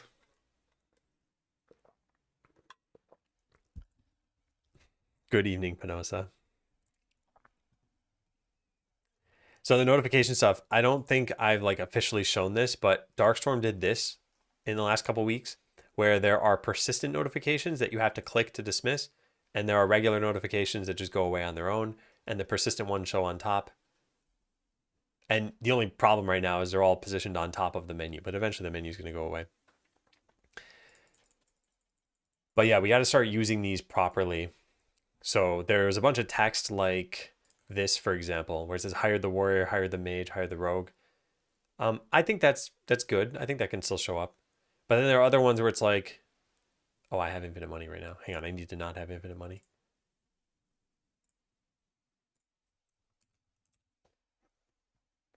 Excuse me.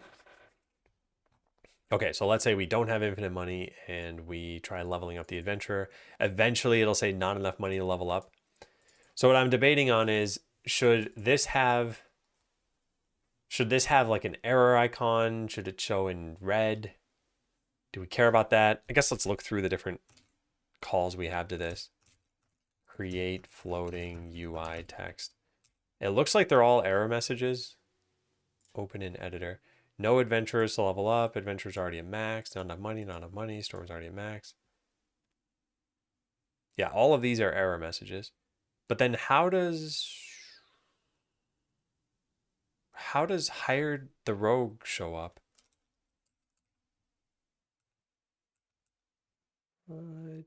Oh, there it is. Oh, I missed that one. Yeah, there it is. Hired the whatever. Yeah.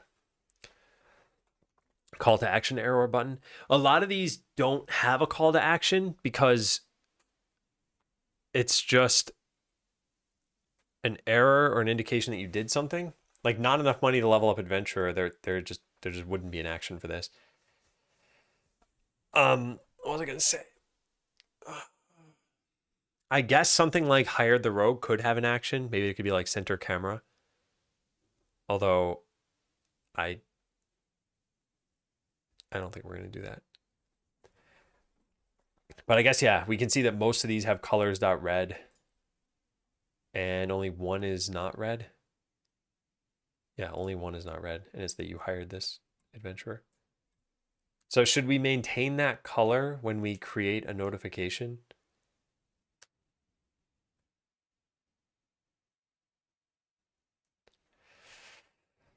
I kind of want to, or just throw in like an error icon like this, which I don't think we can even do unless we get an emoji font. Actually, can we do that? Let's try that out. Let's put some emojis in here. I don't think it's going to work. But we're using a custom font, and a Google font might have these. No, they don't show up. There's something about using these. If you search like Godot emojis, they've got a page on it. And I don't really care if we can't use this. Wait, I thought they had a page on it. Huh, maybe not. Can you have a default value on the call? Yeah, I can. And either way, we already have like a color that can be passed in to this. So we could add it to the notification. And I think setting this should be pretty simple too.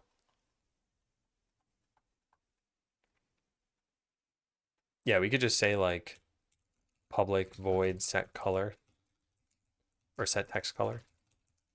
Actually, no, maybe the let me look at a couple things. APX, how hot is it where you are? Let's look at the notification thing because I linked to some library. This, yeah. What do they look like? Can you click these things? Show toast. Yeah, let's turn off dark reader. Okay, so that was info. What if we have error warning? Okay, interesting. Cool. All right, I like this. They change the color. Oh, also when you're hovering over it, they stop the time from going down. That's pretty cool. Is this MIT licensed? Oh, thank goodness. Okay. No AC in 95 in Fahrenheit. Nah, that's nuts. I'm sorry to hear that. I think this is gonna just get worse and worse. Okay, so color the progress bar based on the type of the message. And also stop progress from happening if you're hovering over it. Yeah, I like that. That's better than changing the text color at least. They have an icon, yeah, but I think for us to get an icon, we'd have to add in a special like sprite or glyph. I do like it. Although for info, what does it show? An eye. Yeah, I do like it. I don't know where we'd get those from. Out of curiosity, what do they do? Where's their GitHub here?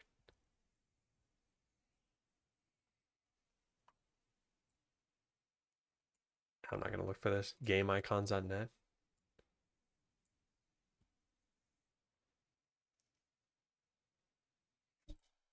Info. Info button. Error. Terror button. There's no error one. Warning maybe. Hazard sign. Info. I guess we could use the hazard sign. Yeah, terror message. Just the skull. There are probably some skull things, right? Skull saber tooth. No, I do not like that. Yeah. We need a butterfly warning. Is there a butterfly on here? There is. Yeah, we can do that. Might be a good one if it works. I think these would probably make sense to use.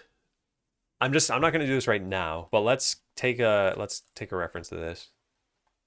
And I'll just file this as a task for later. Add icons into the notifications. Possibly from here. At least info. And what was the other one? Warning, I think. Hazard sign.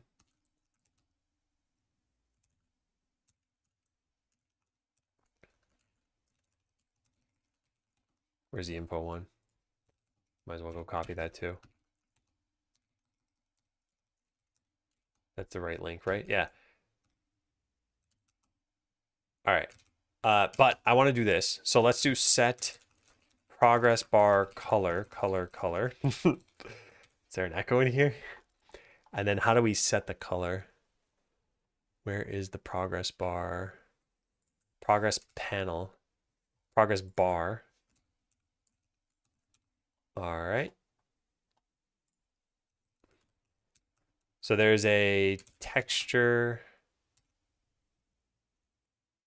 What is this? It is a texture progress bar. We should be able to get its, what, over texture or something like that? I forgot what it's called. Let's just go look at notification box. Progress bar has textures. Progress. This one, copy. Is called texture progress. But here it's called, no, that's not a thing. What? How do you get this? Let's go look at this. It doesn't work? Man, this has been happening more and more. I don't know why. All right, rebuild and then restart altogether.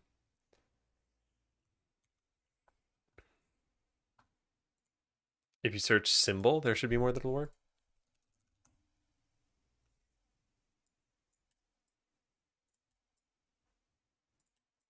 What happened to...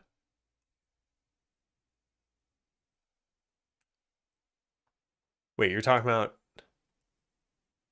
Oh, I see. Yeah. That's good. That's a good suggestion.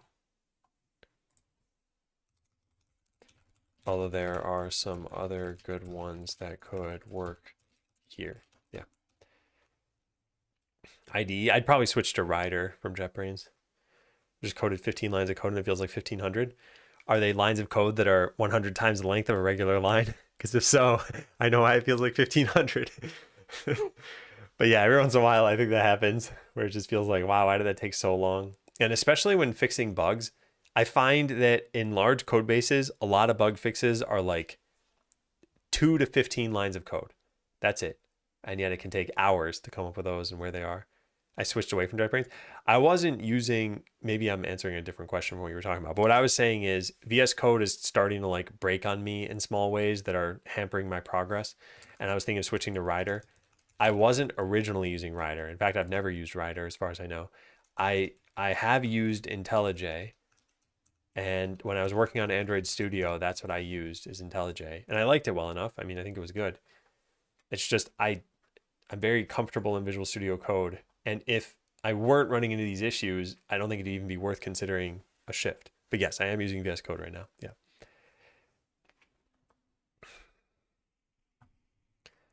All right, so I did this for a reason. I wanted to go figure out what this has, and I couldn't because I needed to restart Visual Studio Code. So how do you find the, can you search for over? Set over texture? That should work, right? There's texture over, yeah. Why didn't that show up when I searched for it?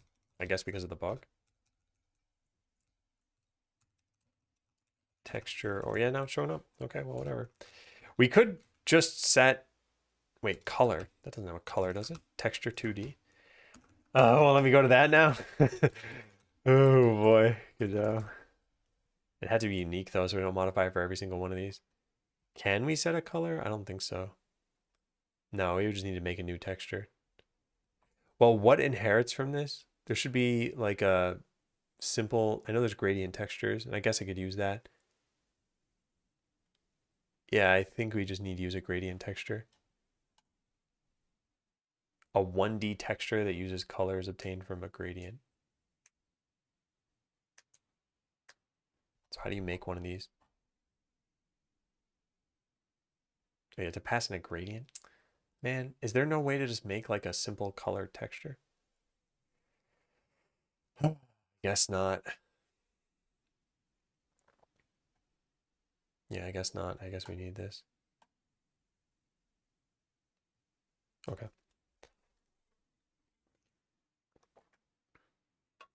Gradient is the simplest, yeah. Could never get in a whole glorified text editor with a million plugins. I think sometimes the needs aren't so great that you can get away with just having some extensions for something. Like if I were coding in GDScript, I think all this would probably be fine. Although then I'd run into other issues. But yeah, I think for something like C# and IDE probably does help. And yeah, I think the distinction between IDE and text editor is very blurred right now. I consider it to just mean lightweight versus heavyweight at this point. Consider looking into Rider. A long time ago, I asked JetBrains, like, hey, do you do sponsorships? And I think they said something like, no, but if you want, we could give you a copy of whatever ID I was going to use at the time. So I think I would reach out to them and say like, hey, can I get Rider? Is it a subscription product? I don't actually recall. Or is it a one-time fee? What is the pricing? Ah, yeah, subscription. Wait, what's this? I just see the word free floating here. This is a dark reader thing? Ah, yeah, there it is. There's a whole bunch of buttons that don't even show up. Students, teachers, and community. I mean, subscription-based software is probably the only way to actually allow for funding the software. But yeah, I kind of agree. If you could just buy the software and then use an outdated version. Anyway, we need to make a new texture over. So new texture gradient. What's it called? Does this work? Colors dot pink. Positions. Can I just set this to 0? Type or namespace of texture gradient doesn't exist. What is it called? Gradient texture 1D. Gradient does not contain a definition for positions. There's got to be, how do you make this? There's colors, offsets. I guess it's offsets that I want. Can I just do that? And then same thing here. Okay, I know we're not passing in the color, or not. We're not using the one that's passed in. I just want to see, can we set this to pink? Does it work? All right, now for this, create floating UI text. So I want to randomize this. I want to say if g.randf is less than 0.5, then set the progress bar color. Notifier does not contain definition. Oh, drat. We need to pass it in here, I guess. But only in a random case. Well, whoops. All right, so create text color. Color. This is going to break everything.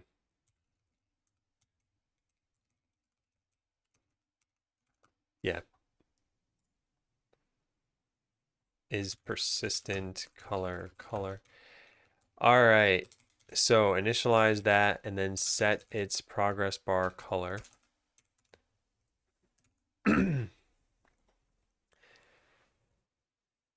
Even your car. Some cars have it. And some cars, by the way, I think it makes sense if you've got an internet connection in your car. I think it doesn't make sense when it's like, hey, your headlights won't work if you don't have a subscription. It's only a matter of time before they take that idea and they're like, we never thought of that. Yeah. What if you can't even turn on the car? Just tend to not work or be really slow. Yeah. Although usually the amount of features you get will help compensate for any issues you do have.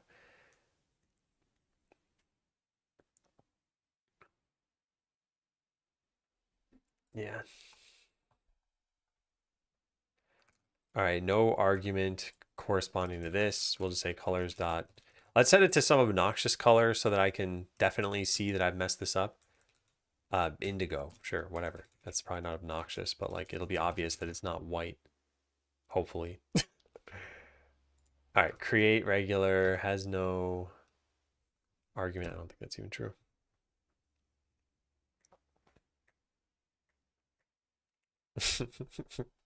Your subscription has ended. Slamming on the brakes. Okay, so if I click this, did that work? No, it's totally broken. Why are you broken? Notification box 82. Texture over. Object reference not set to instance. Why not? Because it's got to be in ready. Oh.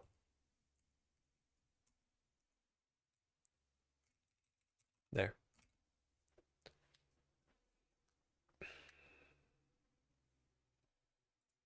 Okay, so we got a pink progress bar. It's not actually going anywhere.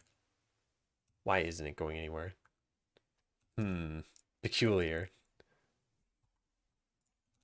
Just setting the texture is messing this up?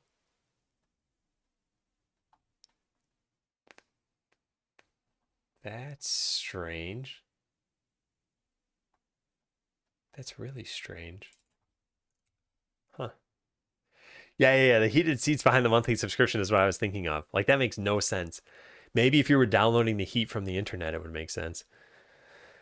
But I don't think we can do that yet. Texture progress? Oh, yeah, you're right. Oh, my God. Okay, when you said that earlier, I thought you were saying something else, which is why it made sense in my mind. And I was like, oh, he's not trying to get me to change something. But you were. Something like a status doc or a video for the game? No, there isn't, unfortunately. But in general, I guess you have access to this today.adamlearns.com. And that document has a general roadmap for checkpoint number 3. Persistent life values, manually moving items. I guess like dropping items on the ground rather than putting them in your storeroom. This is now done. So yeah, we're working on notifications, not even any of this stuff. Oh, gift that to, okay, yeah, sorry. Sorry for giving you a point.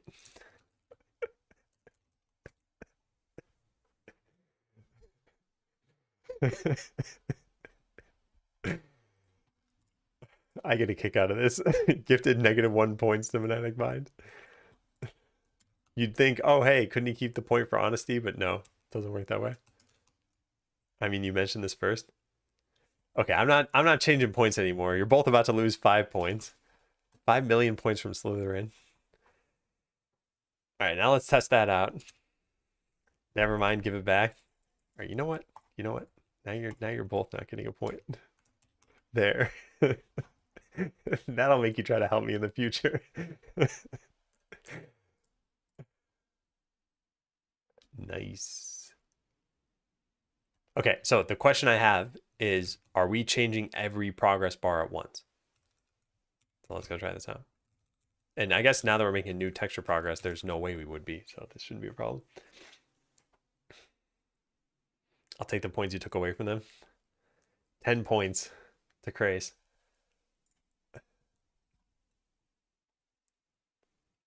All right, so somewhere I'm not passing in the color correctly. I guess wherever I have indigo here. Oh, but this is just a test notification, so that doesn't really matter. Let's try this out. We should have a red progress bar now for errors and a green one for, oh, that's like super green. It's too green. How do we ungreen it?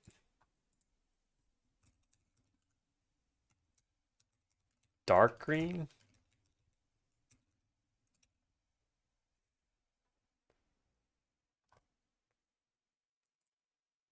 No, it's not green enough. What color was it originally? I want that color. This. How do we copy the color? Copy.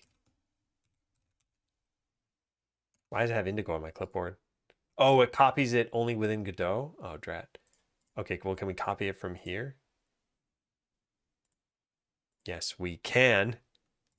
Hex color. 42, 143, 90. 42, 143, 90. 42, 143, 90.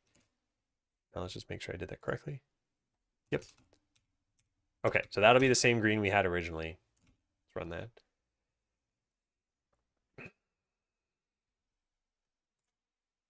Yep, that's green. These are supposed to be in 0 to 1 range. So I guess we do this. Check this out. This is where having this exact thing is going to help. We do divided by 255.0 and then just evaluate. And there's our new color. Perfect. No one will ever know what it represents. I guess I need an F on the end of all of these. Exactly. Why Godot versus others? The shortest answer is familiarity, and also Unity was busy shooting themselves in the foot repeatedly. Is that the same green? I don't even know anymore. I don't know what reality is. Can we set the value of this? 50. That's definitely not the same green. What did I do wrong? What did I do wrong? I have no idea. But I think doing this from a hex code would make more sense anyway. Do they have a hex thing on here? From colors dot from hex. How do you make a color out of a hex code?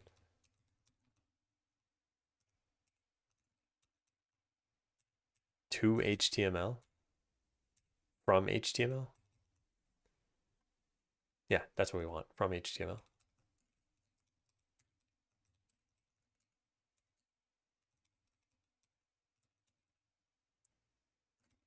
I'm gonna get this.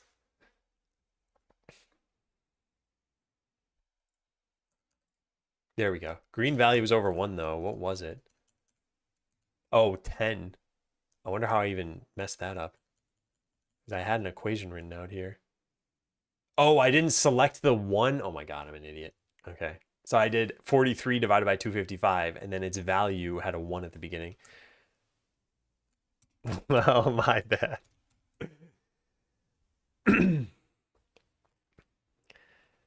Doesn't look exactly the same. I mean, if you're taking a hex code, it should look exactly the same. Is this a web game or PC? It's PC.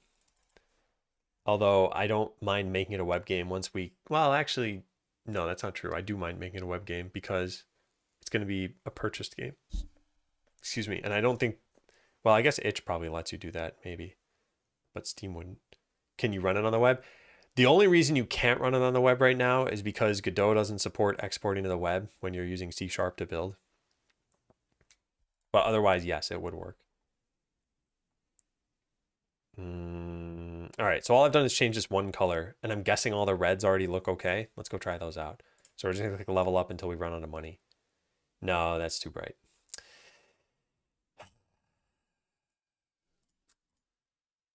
Fine, let's just swap the hue here until we get to something that's in the red zone. That. Yeah, now copy this. Now delete this. And then paste it in here. We want like error red in here. Notifier.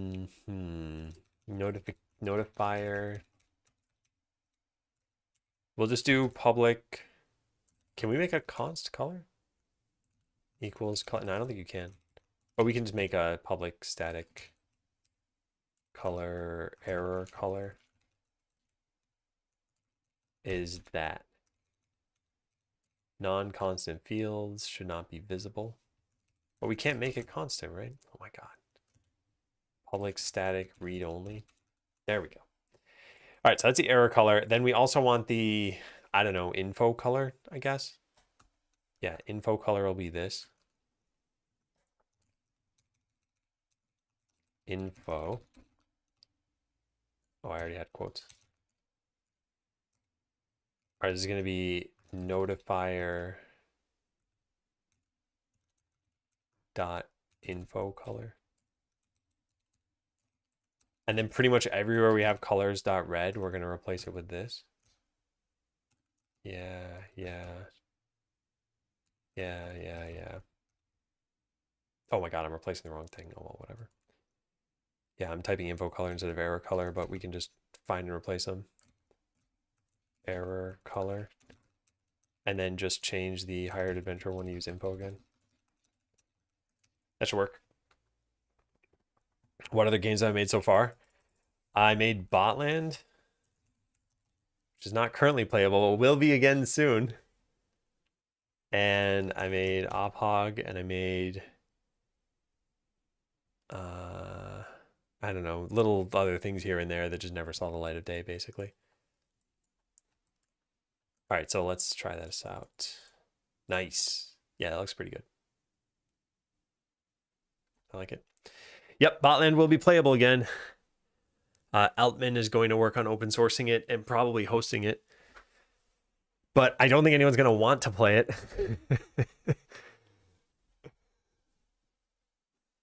But yeah, it'll be open sourced, so if anyone wants to look through it, they can.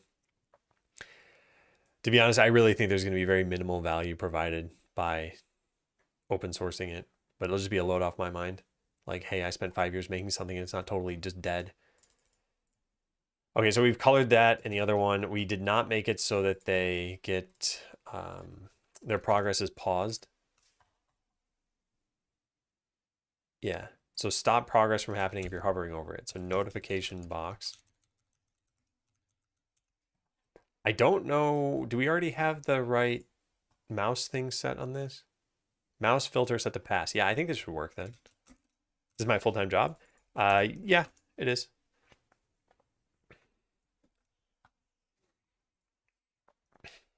And then, what was I just about to say? Oh yeah, mouse entered. So we want this. And we want this in notification box. Let's put this in ready. So this will just be on mouse entered and on mouse exited. And all we're going to do is keep track of whether the mouse is over this thing or not. I guess we could just do it this way that we've done over here. Yeah. And what do we put this on? I guess just the root node. Now we get a Boolean for whether the mouse is over this thing or not.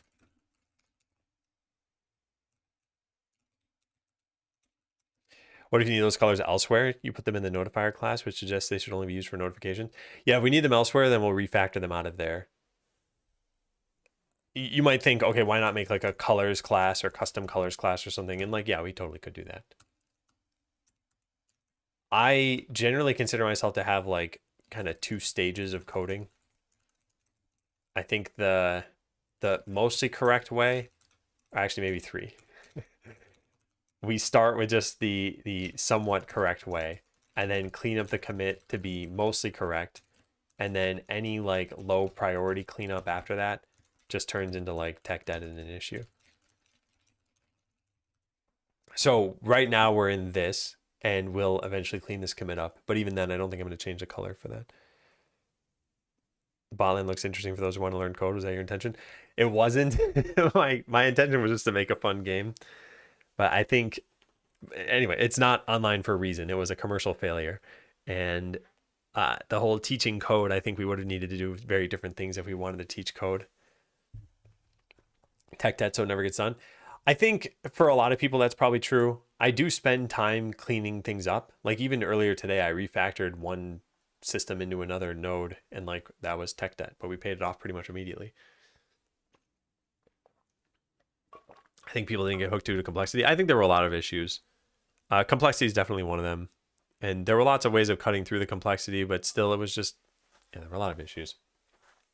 I've learned a lot from that. And that's why we're working on this game now. So in this case, we have, let's see, time left. Where's time left modified? It's on a timer. So we need to pause the timer.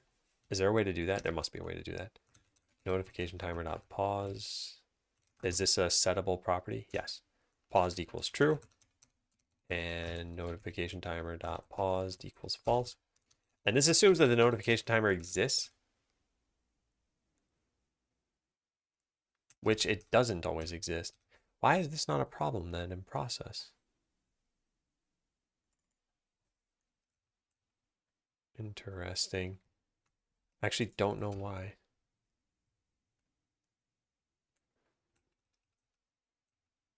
Do we turn off process for the, oh, we do. Oh, okay.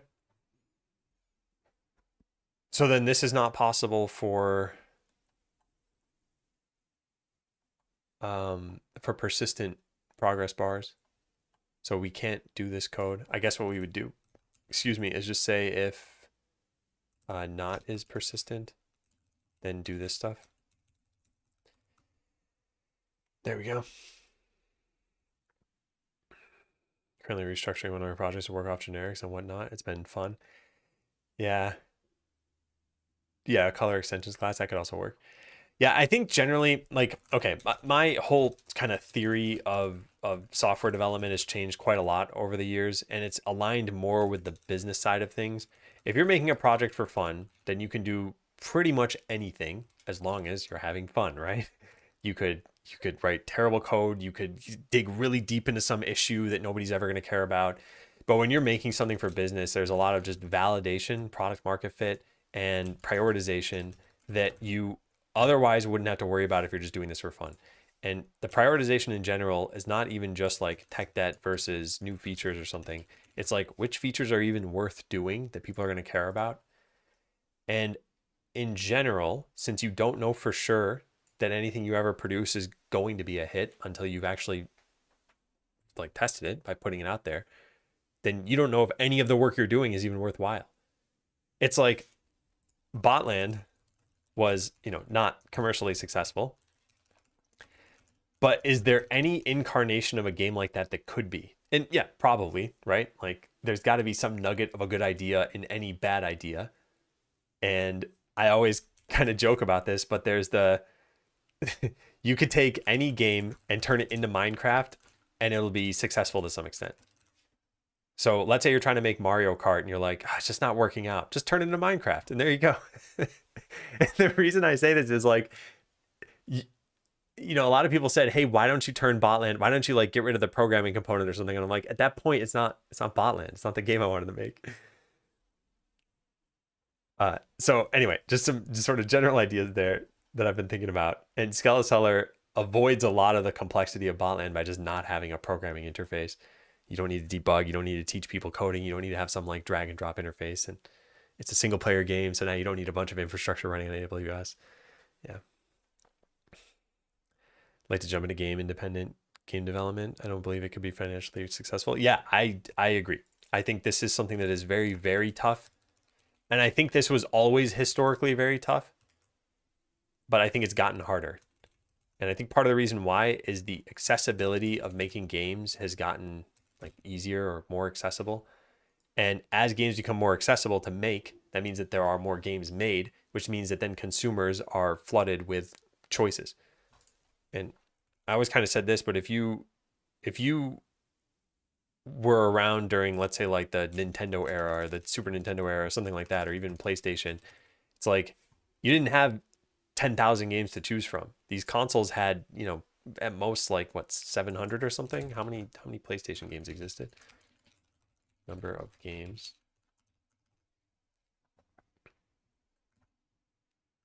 Okay, wait a second. That's ridiculous. I didn't know PlayStation had that many. Okay, well, PlayStation had a lot of games, but there weren't 10,000 still. And I bet the number of games launched on Steam every day is probably more than the catalog of entire consoles. So yeah, I think it's just hard to get this to work. Hey, me a pineapple. Small point on that. Even in business software dev, you still got to do the fun things sometimes, just stay sharp and motivated. Yeah, I agree. Although I think that if you have a product that's running, well, anyway, yeah, I generally agree. Yeah. And hey, Astral. Tech can change a lot through business lenses. If software is end of life, it stops mattering. Yeah.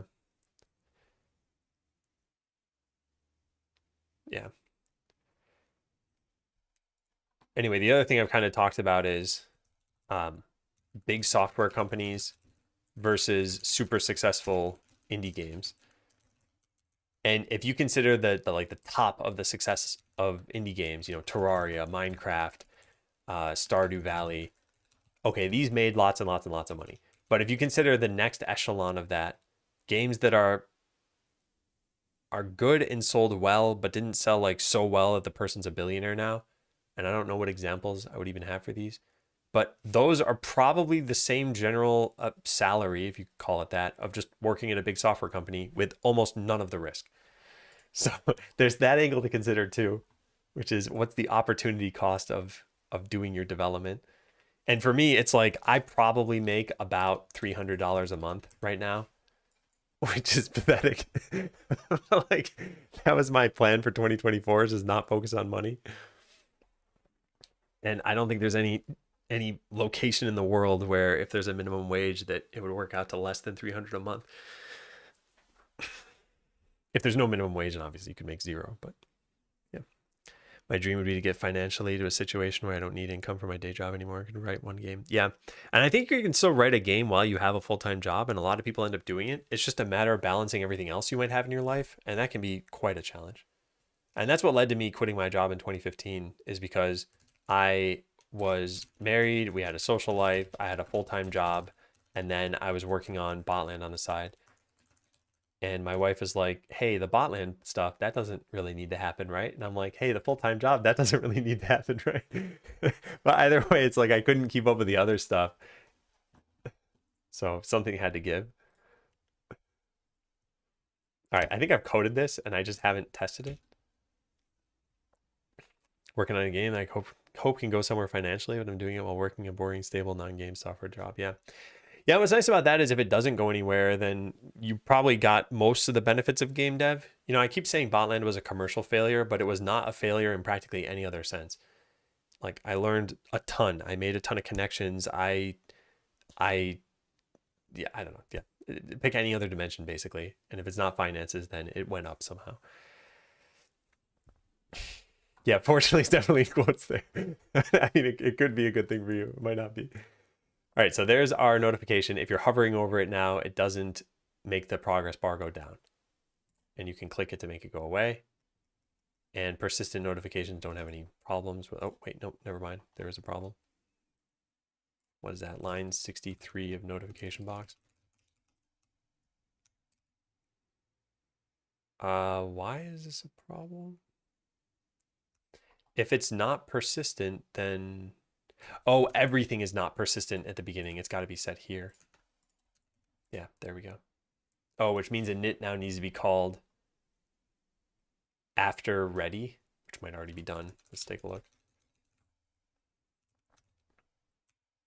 Nope.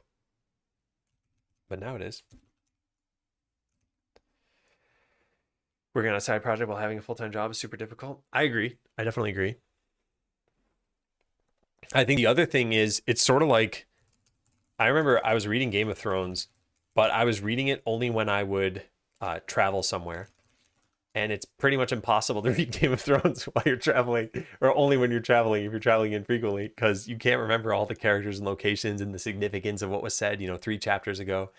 I think it's kind of the same thing with developing with a full-time job, which is that you certainly don't get like 40 hours per week to work on your side thing unless you're a superhuman. So maybe you spend like 4 hours here and there, or maybe not even 4, like 2 to 4 hours here and there. And at some point, it just becomes difficult to keep your own code in your head and still make progress. And then you start fighting with the time component of it more than you're fighting with anything else. I think it's difficult. Would it be possible? Wife, kid, 2 companies, hobbies, it's difficult. Yeah, exactly. Or 2 hobbies in 1 company. Or 7 spouses and no companies. I think the same thing goes for some video games, by the way. I mentioned Game of Thrones, but like I remember trying to play Majora's Mask, but I only played once every maybe month or two. I could not figure out where I was supposed to go. And a lot of modern game design works around that by having like a, hey, you can always go to this menu or talk to this character, or you can replay dialogues in the past that happened. Yeah, so ooh, that's fully broken. Oh, because we only set the text once? Yeah, here. Why do we even store the text? Yeah, we don't need to do this. We can just set this here and delete this and this.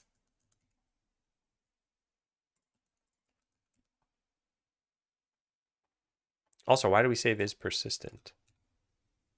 Oh, because of after sliding. Okay. Yeah, that's fine. Did I ever finish? I never finished Game of Thrones, and I never finished Majora's Mask. I got to book 3 of Game of Thrones, I think, and in Majora's Mask, I cannot remember how that game worked, but I think I beat the first. There was like some giant tree in a temple somewhere. Not the Deku tree. I'm not thinking of Ocarina of Time. Yeah, I think that was the first temple in Majora's Mask. I don't remember.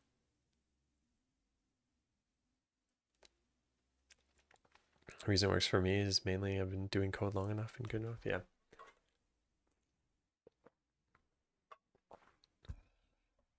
Old games are built differently. Man, and I find it kind of sad to some extent. I really like watching people play games that I enjoyed when they first came out, like Super Metroid, for example. And Super Metroid is generally considered a very good game, even by today's standards, but for a lot of people. But if you show a quote unquote modern gamer Super Metroid, I think there's a low chance that they like it. And I think it's because a lot has changed since that game came out. And it's just sad to me. And it's what's led to the conclusion that every piece of media has a lifespan, whether it's a book, a movie, a video game. You will eventually lose the sort of cultural lens that allowed it to be successful. And it could just be because language changed. Why is it still failing?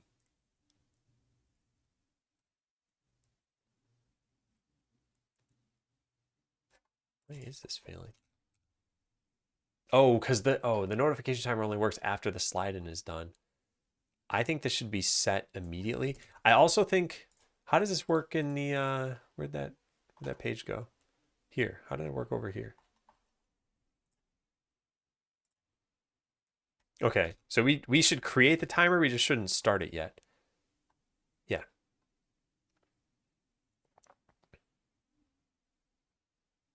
Or just don't set process until afterward. Yes. So we do this here. Okay, let's try that out. What did I code when I was at Google? I've got a Google command that talks about all of that. I worked on 2 different things when I was at Google, GCP and Android Studio. But the document in the video, I think, say a lot more. The video especially. I highly recommend watching that video.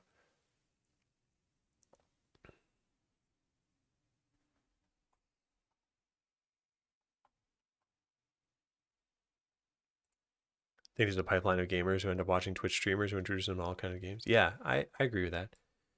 I think watching someone else play a game is something that just like didn't exist for the majority of gaming and then kind of came around in like 2010-ish, but didn't really get popular for another few years. Or I should say live, like watching people live. I guess Let's Plays were always a thing on YouTube, but yeah. Also, I think it does take a certain level of skill to make those entertaining.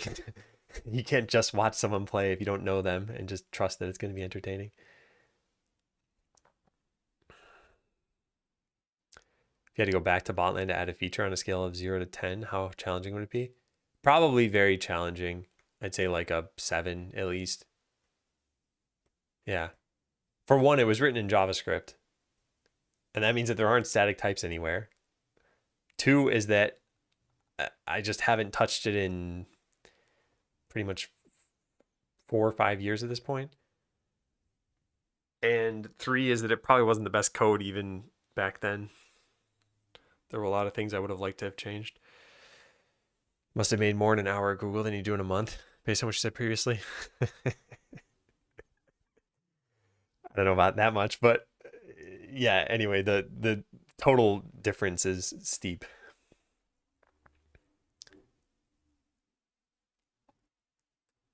Doesn't have to be online to watch games. Yeah, that's true, but I think it's now much more mainstream. And especially if you consider something like Games Done Quick being an event that raises like more than $1 million every single time now. That kind of shows that yeah, there's an audience for this stuff. There's entire different categories. There's competitive games, there's speedrun games, which I guess are sort of competitive in that sense, just in a different way. All right, have I finally fixed this? I'm like really dragging my feet on this. Huh. The persistent one has a bar now, and it shouldn't. I don't know how that bar got added though.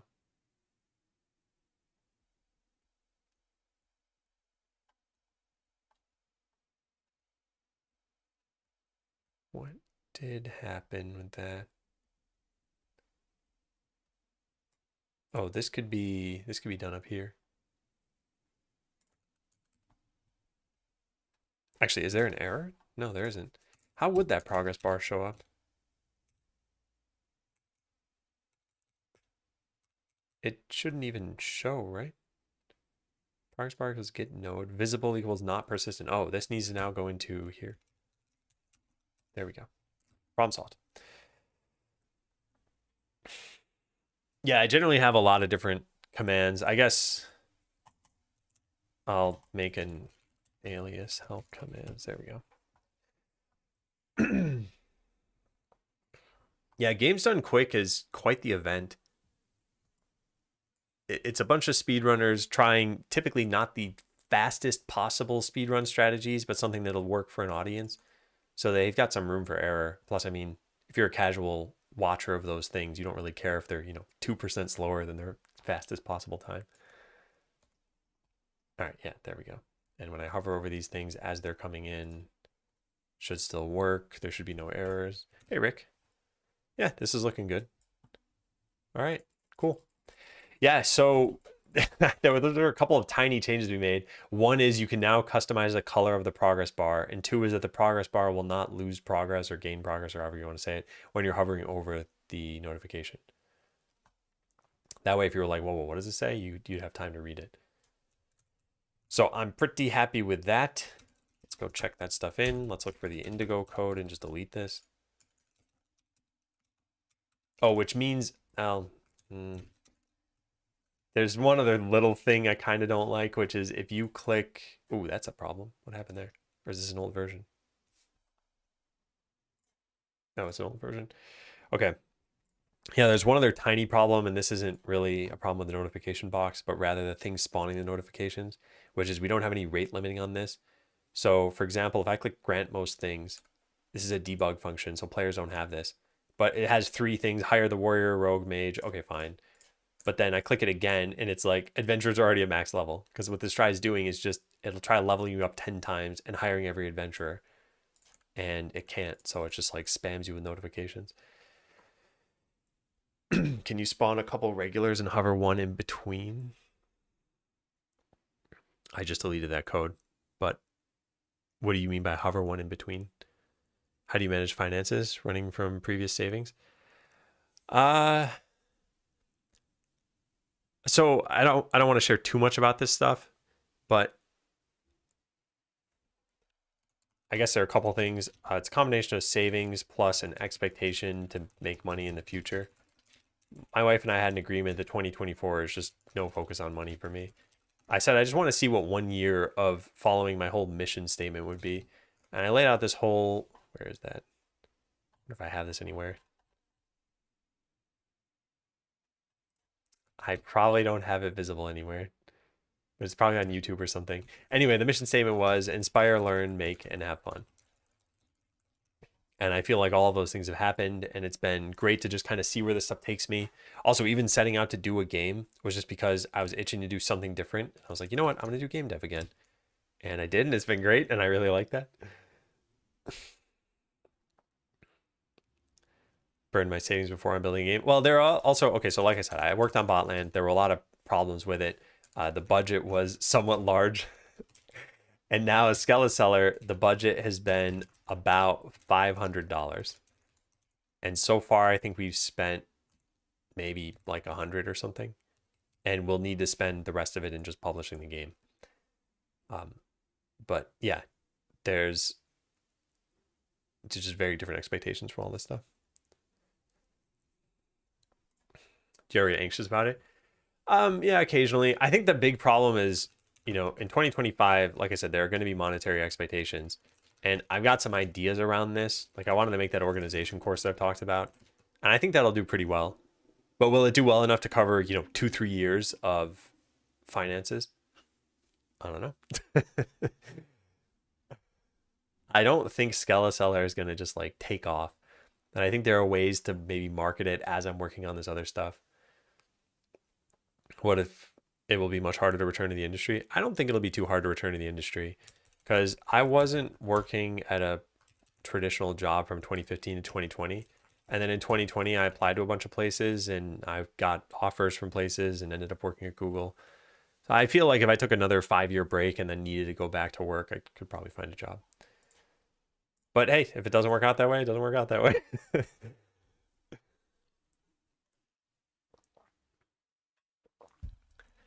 I mean, if you're worried if it'll be hard to return and have such thoughts, no, I don't think so. And I think the reason why is because it's not like I'm doing things that are separate from software dev. Let's say I were just streaming myself playing video games for 5 years, I would probably lose a lot of those skills. And then I think interviewing would be tough. But like I'm actually probably improving those skills by streaming the way I am now.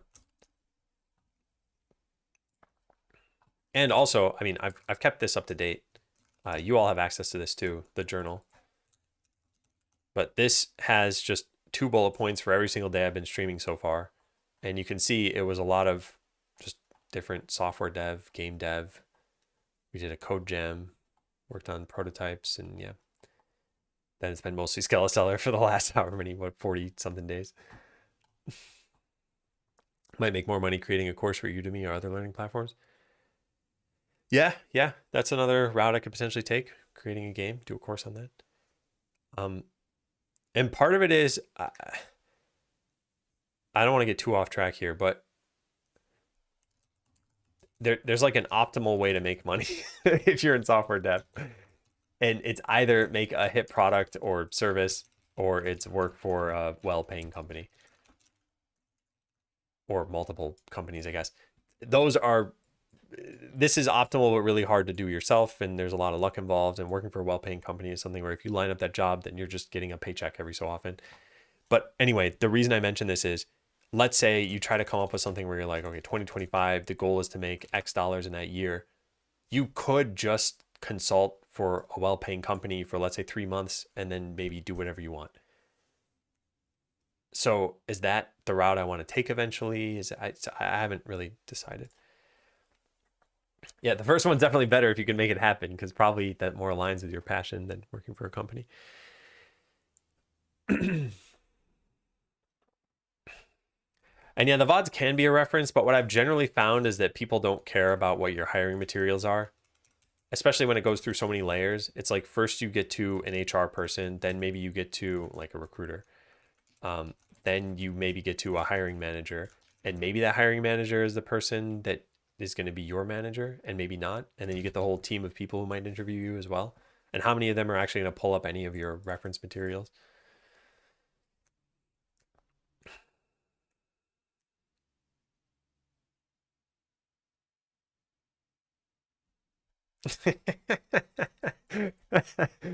Your desire to move to the Bahamas and do nothing while it's generating enough money to support that. Yeah. I think the dream of truly supporting passive income is tough. Yeah. Neither find the game bad nor your work not worth to pay for. The market is so full.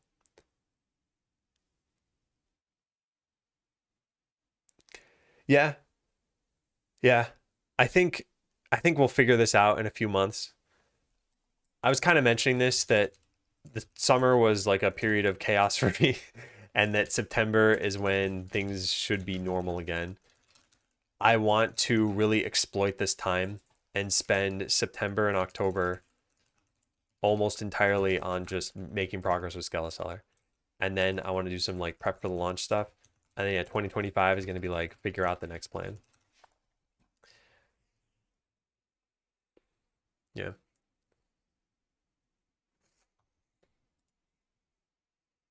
Anyway, I'm not like when someone asks, "Hey, do you have anxiety about this?" It's there's a tiny bit about like, "Hey, what will happen next year?" And other little things too. Like I said, this organization course I want to make is like an Uber course on organization, and it's probably going to take like 2 to 3 months just to make. And what am I doing during that time? Am I like not streaming? Am I going to go nuts by not streaming? Am I doing anything else in addition to making that course? So, who knows? We'll figure it out. This is mouse over we never ended up using, right? Yeah, no.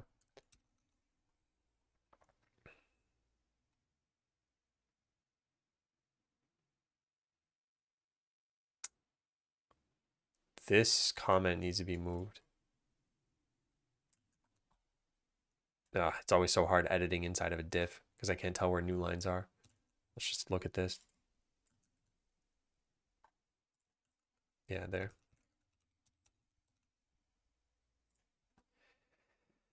You want to move it? No, I think the comment's still fine. Yeah. Q&A streams maybe while creating it. Yeah, something like that, or just working on another project altogether. I've even thought about could I create it while I'm streaming? And that worries me a tiny bit because if I plan on having like a premium price for this and then I stream the whole thing, I wonder how many people would pay that price. But I think the streaming is really important. This is now the deep Adam lore that we have here. You're about to hear, which is I had an internship a long time ago, and I was the only dev on that job, and it was a remote position. So it's not like I was in an office with other people who were in accounting or something. It was like I was in a room, not able to learn from any other developers, and it was for I think 3 months or something like that, maybe 4 months, and I went nuts. And I did not think that would happen. And it was not a good time. I didn't really have the level of interaction throughout the day that I expected. And then of course we had the pandemic recently. I think that was the closest experience to that. It was work from home, but I was working on a team of devs at that point, and everyone was in the same situation. And I didn't go nuts for this time, but then the return to office stuff happened, and it was just me working from home, still with a team of devs, but now not everyone in the same situation. And I started to go nuts again. And what I realized is I need some form of interaction throughout my workday. And it's just not enough to get that through meetings here and there. I didn't have the level of meetings where it was like, product manager kind of thing, 8 hours of meetings per day. It was more like maybe like 3 or 4 hours of meetings per week. So not ideal. And that's where streaming comes in. Streaming is, hey, I'm still interacting with people and I don't feel like I'm going crazy or anything. Yeah.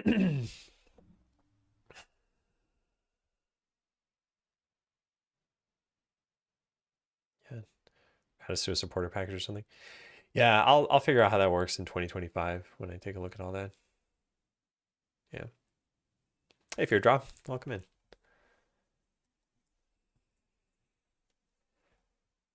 Okay, I think we're looking good here. Oh, and now this can be deleted? In fact, do we even use floating text anymore in the town context? UI message. I want to take a look at that. UI message. Game saved. Okay, yeah, some of this stuff needs to change. Okay, I'll write this down. Need to change all of the floating texts that use UI message to use the notifier. I don't think this is worth doing right now, though. But at least we fixed the rest of this stuff. Yeah. Improve notifier. Notifications have colors set based on their message type, and the notification progress bar pauses while hovering over it. Yeah. Working on and off since 2022 and still sort of trying to figure it out. Became agoraphobic during the pandemic, but I know I need an office. Yeah. Yeah. And the figuring it out part, I think, can be kind of fun, but I think it can also be a little bit spooky. It's like the opposite of job security sometimes. Am I doing this full time? Yeah, I am doing this full time. Well, I'm doing the general gig full time. The streaming is just Monday, Wednesday, Friday. And that was an intentional decision because I was originally planning on doing Tuesdays were going to be for YouTube and Thursday was going to be for all the catch up stuff that I was going to do. And way back in the day, like 2015 to probably 2019, I was streaming for 32 hours a week. And that was my absolute limit. If I went over by even an hour or two, I would feel burned out. I just cannot do more than that. But it was split up into 4 days of 8 hours each. And yeah, that was just too much. So now I'm doing 3 days of generally 6 hours, 6 to 7 hours. And this is much better. Yeah. I'm impressed by anyone who can stream for so long. I just don't have the stamina for it anymore. Okay, so this is done and this is done. This is a task for later. I don't care to do it right now. Yeah. All right, I'll just put this down here for now. I'm gonna stream at some point, and I'm just gonna go through this list and do all these things, file all the tasks, tackle the easy ones. What's the course I'm creating? I haven't started it yet, but it's going to be a course on organization. So anything that fits in a digital organization, anything that fits into this, like managing your calendar, reminders, notifications, note taking, I don't know, meetings, email. What else is on there? There's some other things I'm probably forgetting. And just I spent a lot of time thinking about this stuff, and it's a thing I constantly get comments on. And like my notes are all available on this website for free. I've been taking notes for years and years and years. There's more than 1,000 of these. And just, I don't know. Yeah, I think I have a lot to offer. Had normal software engineering consulting jobs for the last 10 years, got a bit burnt out. Yeah, and I think it's tough too with anything. There's the aphorism, variety is the spice of life. I fully believe in that. And I think if I were to do game dev for 10 years, even if I'm working on passion projects the entire time, you'd probably still get burnt out. And that informed how I came back to streaming now. I wanted to do more collaborative. Whoops, I just messed up a bunch of stuff. I want to do more collaborations. And I guess we've been doing mentoring, we've been doing some interviews, and then there are some like kind of one-off segments that are going to be happening, like the upcoming UI and UX stuff on September, what did I say, 11th, I think. Yeah. But I really like these. And if anyone's interested in watching that content, it's all available for free. I've been mentoring people for the last pretty much a year now. I've been doing some interviews. We got 4 of those. It's been pretty nice. We needed to point to itch. It points to it indirectly through that FAQ. And you can't capitalize commands. I just never fixed that in the bot yet. And thanks, guys in lab. What do you feel about Phaser and releasing the game on the web? So Phaser I used a long time ago. I mean, it seems pretty good. If I were to release a game on the web, this is going to be a paid product, and it's going to probably cost, I don't know, like $8. And I just don't think many people would probably play it through the web. And I have no problem with releasing it on the web, but I don't think I should do anything special to support that necessarily. Certain people ruin it for you? What do you mean, fear drop? Like people you worked with or clients you worked for? Yeah, that works. Where you go? Yeah. Have demo version? Yeah, I could probably do a demo version. I feel like, think of what it means to buy a game nowadays. Like, how do you decide? And probably first you need to hear about it somehow. And maybe it's just by scrolling through a website, but then you probably look at the marketing materials. And by this, I mean typically like the trailer and screenshots, and then the reviews, right? Like these 2 things are what a lot of people use. Yo, thanks for resubbing. Welcome back. And having a demo is not as common nowadays. I don't know if it was ever really super common, but it's not as common, I feel. With that said, I could certainly have one. I could put something online that's maybe like, there are a lot of ways you could do it, right? You could either cap the play time, so maybe it's the full game, but only 30 minutes of time, and then it just shuts you out. You could like shrink the game a bit, so maybe you have like one, I'm just gonna say level, or you could, I think it's typically one of those two things, right? Yeah.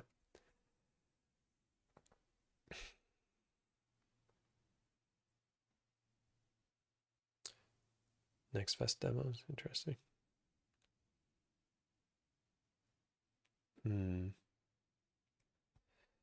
Well, I'll write it down as a consideration. I don't know if I have it written down already somewhere, but I might as well just write it again, right? Consider having a web demo of Skeleseller that people can play for free and decide if they like the game.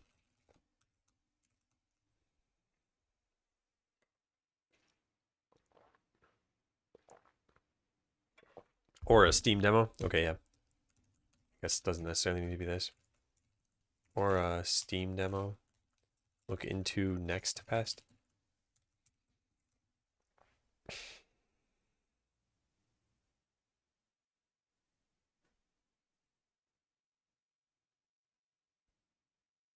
I don't know about early access. I think of a demo as being something that's available even when the game is out, and you can just play it to see if you'll like it.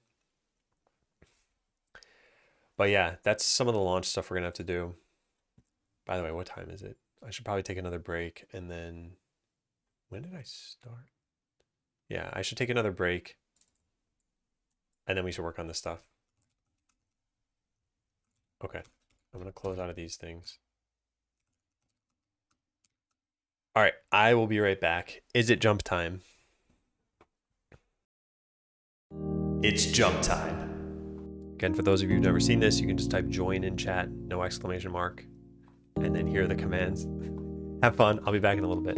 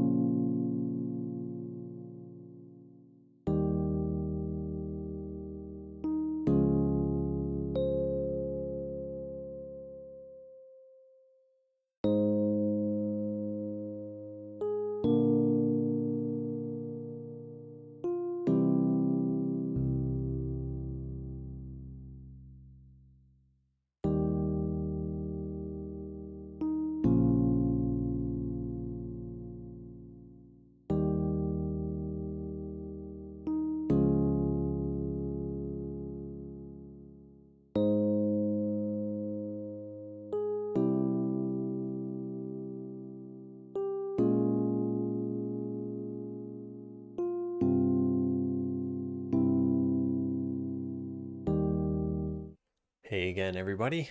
Close the game. Let's take a look. So make items bounce out of the portal onto the ground. They should respect collision boundaries with the walls so they don't go out of bounds. How do I want to do this?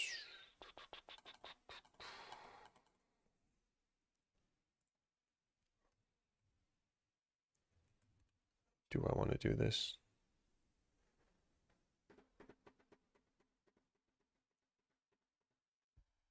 Because right now they just appear. For one, I feel like they should probably maybe fade in and also bounce a little bit. I'd want them to bounce. Should they bounce away? I'm just thinking of this. Also, the area around the portal should probably have more space for items.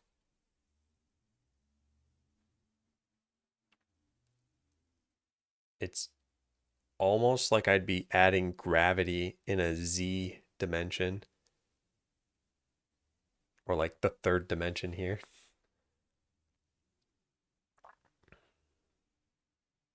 So I guess we need to give them some velocity.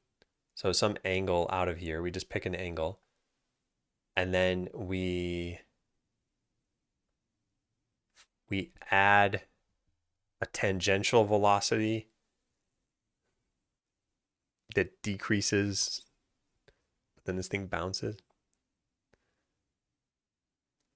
Alternatively, instead of even trying to think of that, what if we just made an angle out of this? So an item appeared and it shot out a little bit and then slid along the ground and decreased to 0 and then could be picked up.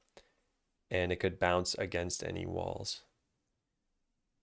Yeah, I think it's good. I think it's fine. I think when you only have a couple items, it's not really going to look that interesting no matter what you do. So let's go look at ground items. And we add these and we position them, and then we want to give them some velocity. For that, we need, instead of for this to be a clickable area, for it to be an actual collidable area. So what do we have? I guess it can't be a static body. It's got to be something underneath physics body. Where is physics body? Probably just rigid body. Did I miss this? Do I not know alphabetical order? Where's physics body? It's under rigid body. Oh, I see. Okay. Which I still can't find. Oh my God, what am I? Oh, it's under here. Oh, it's under collision object. I see. I didn't realize the gray thing still showed up in this tree. Okay, so yeah, we want a rigid body. Okay. Create this and then give it a collision shape. I guess the collision shape is going to be only the size of the item itself now. During break, what game was that? That was Jump Royale. Yeah, I guess I forgot to list that when I was listing games that I made. Yeah, I made Jump Royale in 3 days, and then largely Darkstorm took it and improved it. We also had a couple of other community contributions. All right, so collision shape 2D, add in a rectangle, and this needs to be exactly 16 by 16. How do we figure out the size of this? Oh, I guess there are size markings up at the top. Okay, so we need to use that. So I guess this needs to go to -8. What am I doing? Oh, I'm clicking the zoom. I see. There we go. So -8 to +8. +8 and -8. Yeah. There we go. Okay, perfect. Yeah. I don't think it's going to matter too much if, this invisible corner ends up hitting the item. In fact, we could shrink this a little bit. Yeah, let's do that. Now that I think about it.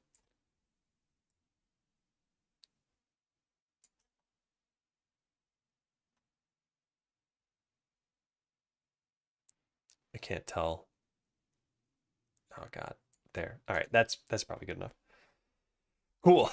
So we have a rigid body there. Now we need to make sure that the map has a rigid or has collisions. Town tile map. I'm pretty sure we added collision to these things. Where is the tile set? Okay, there's an invisible wall somewhere. I think it's this one. How do we check its collision? I don't even remember how to do that. Huh, yeah, I don't remember where that even happens.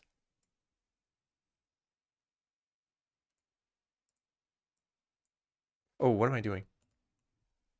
Oh, I want select. Oh my God, I'm being a dummy right now. All right, there we go. That's one of the collision shape. So this does have collision. Yeah. So all we need to do is give this a velocity. So let's just give it a large velocity. Item dot velocity. Wait, if we give this a velocity, don't we need to give the rigid body a velocity? Don't we need to make item into a rigid body? And then turn off its collider, probably? I'm not sure. Yeah, let's just try setting this. We'll just set this to vector 2 dot right. Is there no vector 2 dot right? Oh, it's just VS Code breaking. Or rather the language server, some other extension. Yeah, there is no velocity on this. So we need to set this on the rigid body, which I think would mean the rigid body should just be the parent of this. What is it right now? It's a sprite. Well, let's go break everything. Yeah. All right, make scene root. And then put the sprite there. And detach whatever script is on that. Am I trying to make it bounce, animation player? Well, I'm not going to make it bounce right away.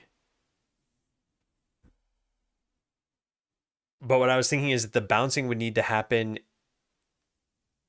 perpendicular to the velocity of the item. So if it were moving up the screen, like just straight up on the screen, you'd want it to bounce like to the side a little bit, maybe. Maybe that doesn't make sense. I don't know. Yeah. But I'm not going to make it bounce at first. I don't think it's worth doing that. All right, so we're going to add the item script to the root of this now. Detach it from here. Save this. Make this thing inherit from rigid body. Rigid body 2D. All right, that's going to break something because now we need to keep track of the sprite that we had. Private sprite 2D sprite. Yeah, so anything that we had here needs to change. Sprite 2D, sprite 2D. No, it's called item. Yeah. All right, this should be called item. This should be called sprite 2D. Yeah. Then this should be based on the sprite. Oh yeah, Wi-Fi on the plane. Wait, what? You can watch. Do you have it set to like chat only? Let's type this. Do you have it set to chat only? I've never been on a plane that's let you watch streamed videos.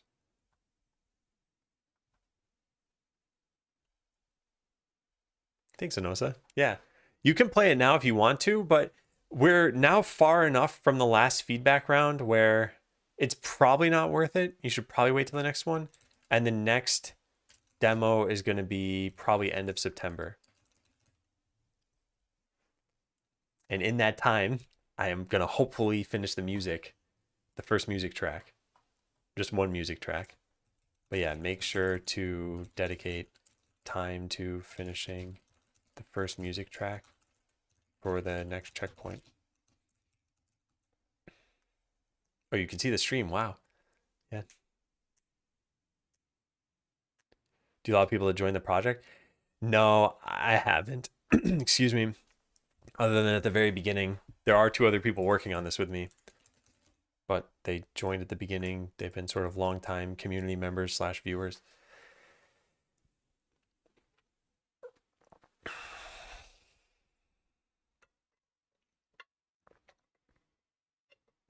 I'm gonna add in Funky Monkey on this too for the UX advice. Okay, anything else is broken here? No. Uh, we want to add in the velocity now. It should be possible. It says item doesn't contain a definition for this, but I don't think that's true.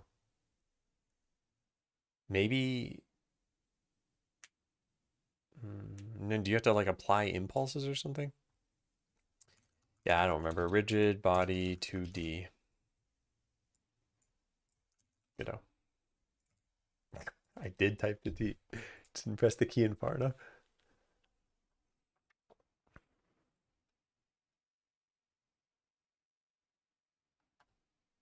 Ah, here we go. Add constant force. Apply central force. A directional force without affecting rotation. A force is time dependent and meant to be applied every physics update.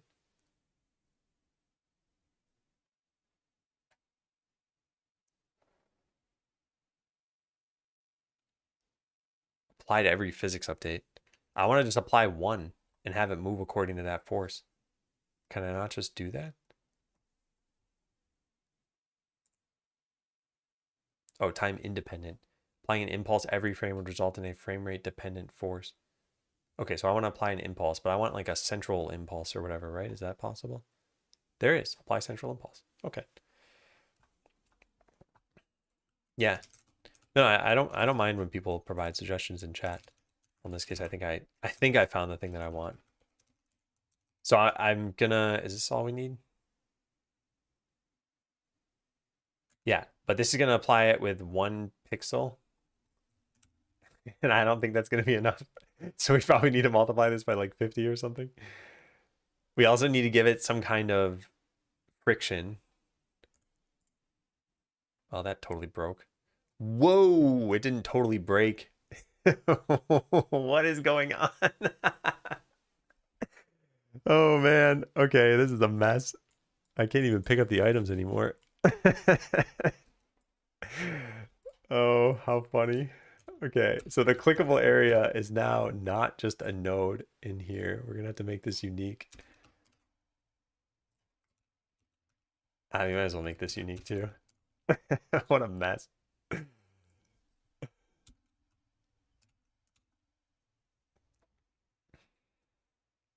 Have you tried searching the docs with ChatGPT? I don't generally like using AI to do the research tasks. I like using it as autocomplete, I guess. Okay, so let's do grant items. Oh, one of those just like fell out of the map. Can I pick them up now? Yeah, I can. Okay. Yeah, that's just great. This character's getting stuck because they can't make it to the item they want to make it to. Oh, good. Now they got the item, but they're stuck on this path. Oh man, funny. So we need the item to have friction, mass, gravity scale. Am I not? Is friction not what I'm? Damps the body's movement. Any value override. I guess that's kind of what I want.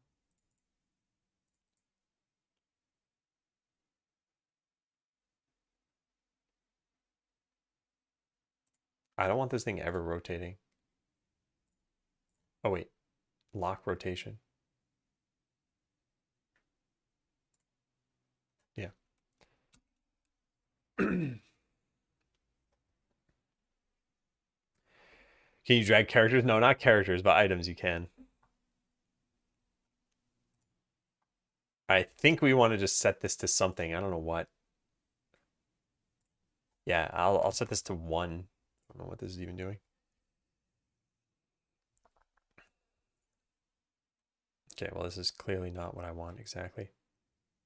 How about we put the portal in the storeroom so that we can see what this is trying to do? Let's close out of these things. So town scene, where are you, portal? I can't click that for some reason. Why can't I? Where is the portal? Is it in a different scene? No, there it is. Huh, weird. Oh, maybe because I'm in a tile map edit mode. Yeah, that it works totally differently. Okay, let's put that there. By the way, Kaizen, please do try to watch segmenting. It's one of the few rules I have here. Ah, they have gravity. That's why. Okay, well, that explains it. So let's turn off the gravity. Gravity scale. I'll just set this to 0.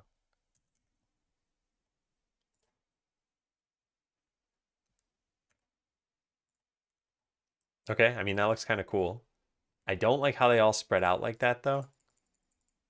Whoa. Oh, man. Yeah.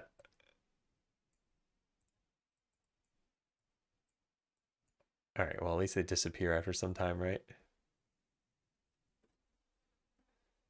Yeah, hey, Krasner.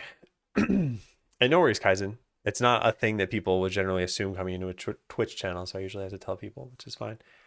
Yeah, so I don't think I want them colliding with each other. Yeah, I don't. So let's go change that. We just go to collision shape and we set the... Or no, wait, we set it on here? Collision, yeah. All right, so we say that this is in layer... Actually, what if we just turn this off? I wonder if that works. Yeah, nice. Okay, and yeah, they are moving slightly now. So that's what I wanted originally.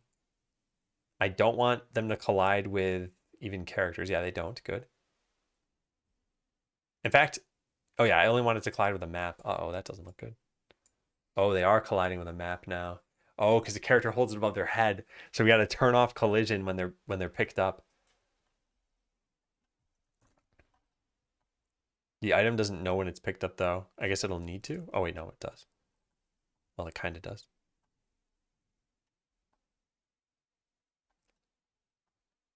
Yeah, I guess whenever we do stop flashing, we could just kind of trick this thing and set its collision layer.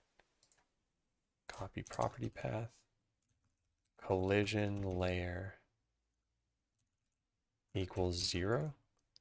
No, I want the collision mask. Well, I guess I want both. Turn off collision. And to do, rename this function to something like picked up. Hey, Matt. Those should sell for more. They can make decisions for themselves. They can decide their own sell price. All right, so hopefully that doesn't happen, that same problem that we had. Let's add a bunch of workers and see what's going on. So these don't get stuck anywhere, right? Yeah, nice. I think we're looking good there. Cool. So now all I want to do is make a random velocity. So vector, let's just say vector 2 random vector equals new vector 2. We want, oh wait, no, that's exactly what I wanted. Good, perfect. Dot normalized times like the speed at which it's going to shoot out from the portal, which will be somewhere between 2 to 50.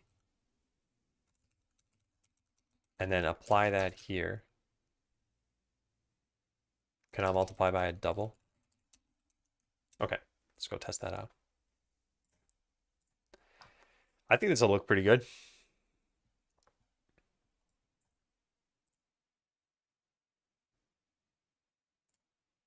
Yeah, more damping on this. But otherwise, it's pretty nice. All right, damping. What are the different damp modes? Combine. In this mode, its value is added to any value set in areas or the default value or replace. No, I don't think this matters. But we do need this to be higher, so maybe 5. Hey, Maybach.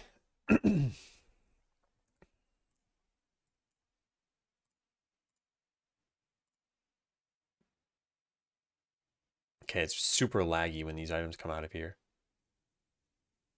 Like, super laggy.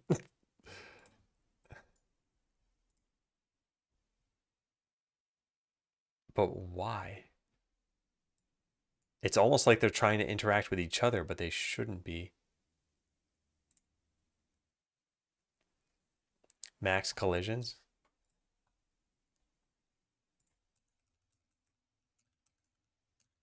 Is that a thing in the project? Because I don't want these colliding with one another. And I think it should be that they're in different layers. Let's look this up.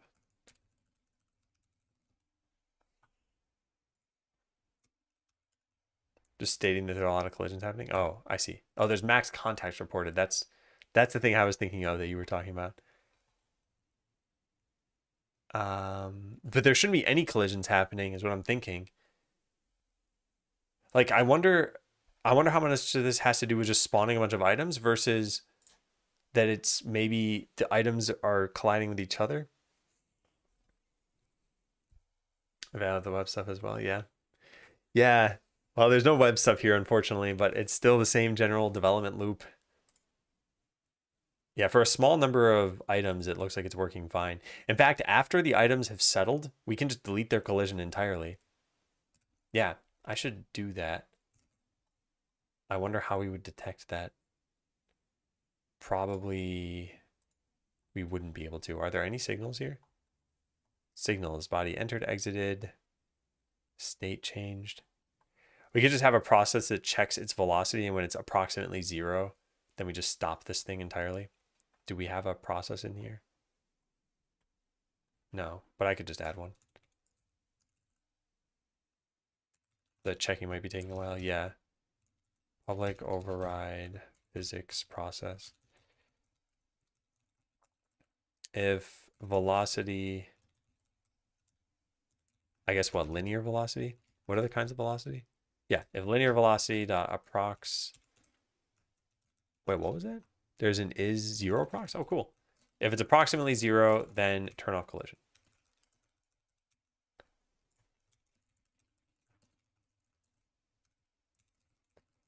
Wonder if there's a way to do this without just setting this stuff, but that's probably fine for now. All right, so turn off collision and turn off collision here. They don't collide with themselves, but they collide with the map, which is not obvious because of how I set this thing up. But if I set this up to be like 350 pixels, then maybe you'll see it now.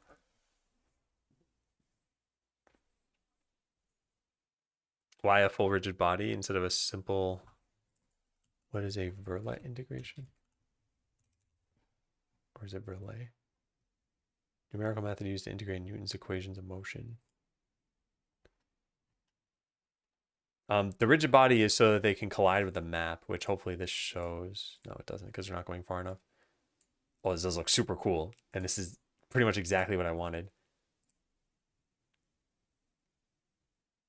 And now we can, no, I guess we can't really grant more, huh?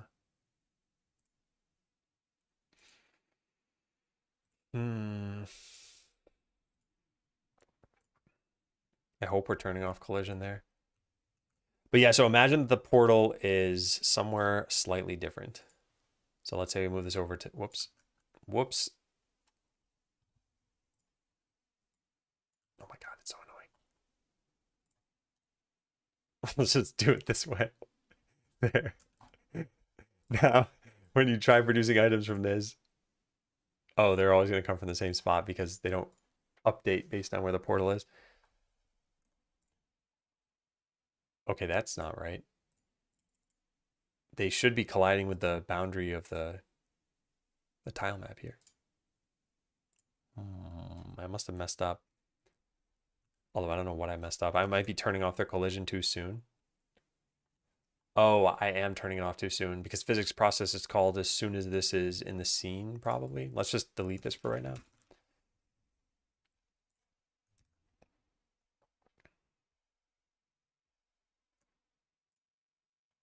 Yeah, so now they can't go outside of the storeroom. They'll hit the wall. Are they bouncing? They're not bouncing. I want them to bounce. I wonder if we can get them to do that.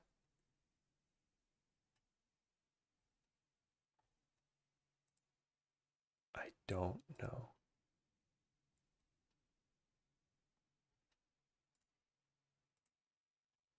Yeah. Godot, rigid, body, 2D, bounce.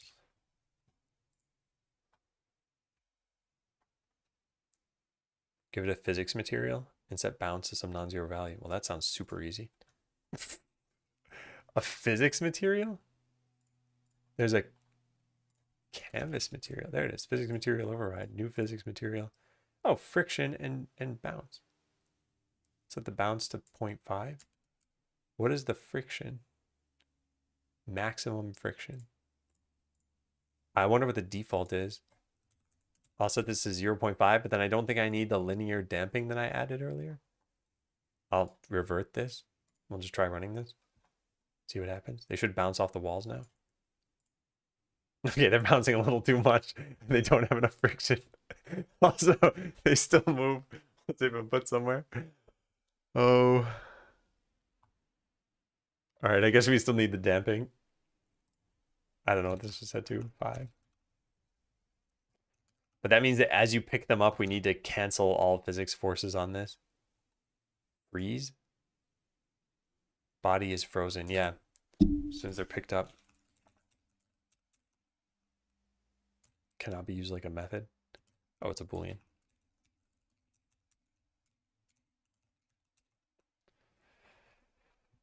You could use that for the spells. Oh, in battle? Yeah, if spells had like proper collision and stuff, I probably would do something like that. Okay, that looks much better. Yeah.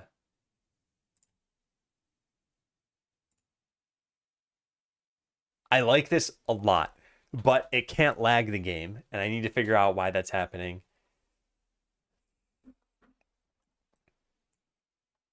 Because I'm just adding in, actually, how many am I adding in? I have no idea how many items that is.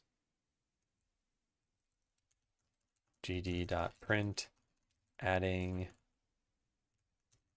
that many items. Yeah.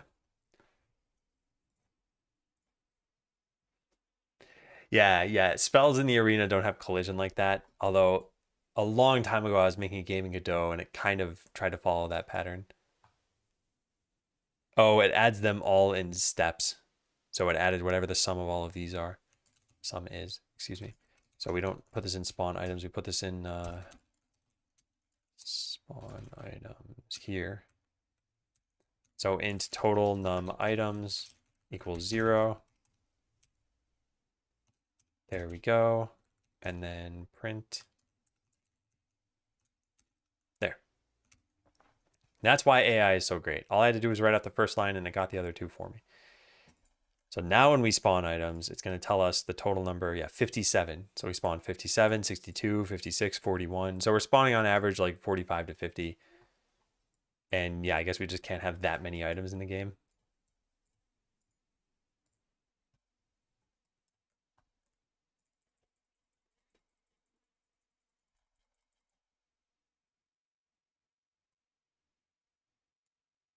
Wow.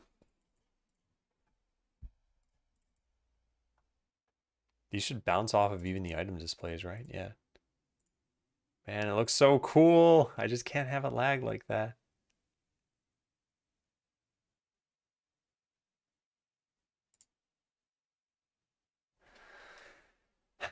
I guess you'll never get 50 items at a time, though. But you could complete 3 dungeons each, and maybe each one drops 20. Yeah, that would be a problem. I don't know if there's a way to make that more performant, though. It's just the built-in physics stuff that's happening. I'm not even doing anything special.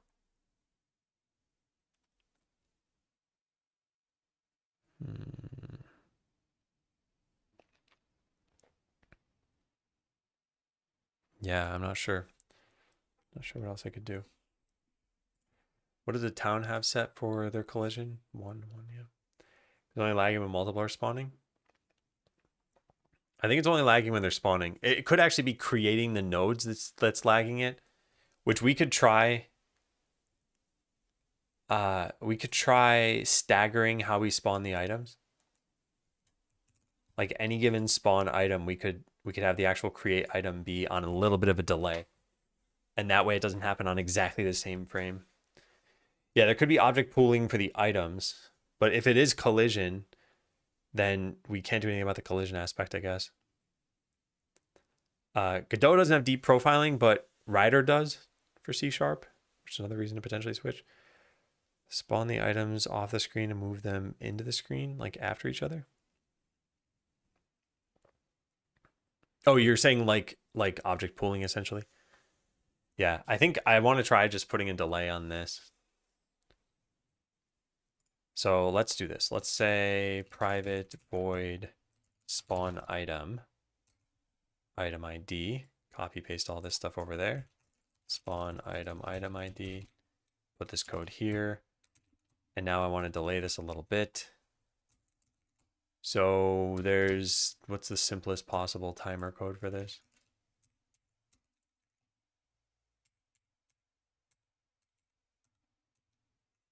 Try it. There is some super easy way to do this.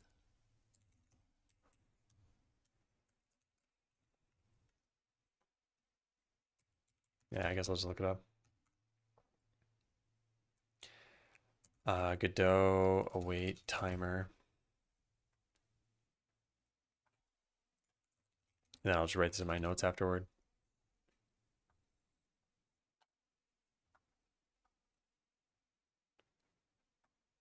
I thought there was like a super easy way of doing this.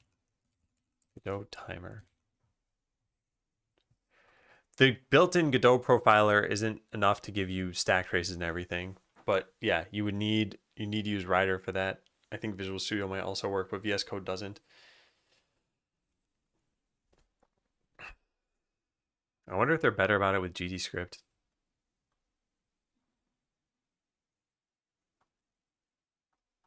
There's to create a one-shot timer without instantiating. Use this. Yeah, this is what I want.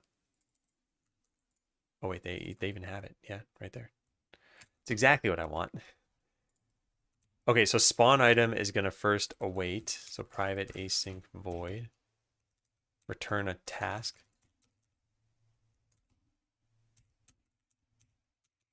So we want a random amount of time. gd.randf.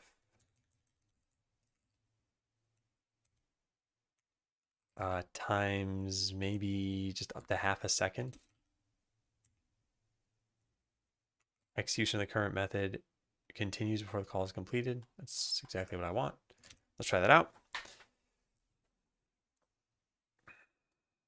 I'm not sure about using Windows Perf Analyzer. I think you'd want symbols and everything, so you'd probably just want to use an IDE that knows about this.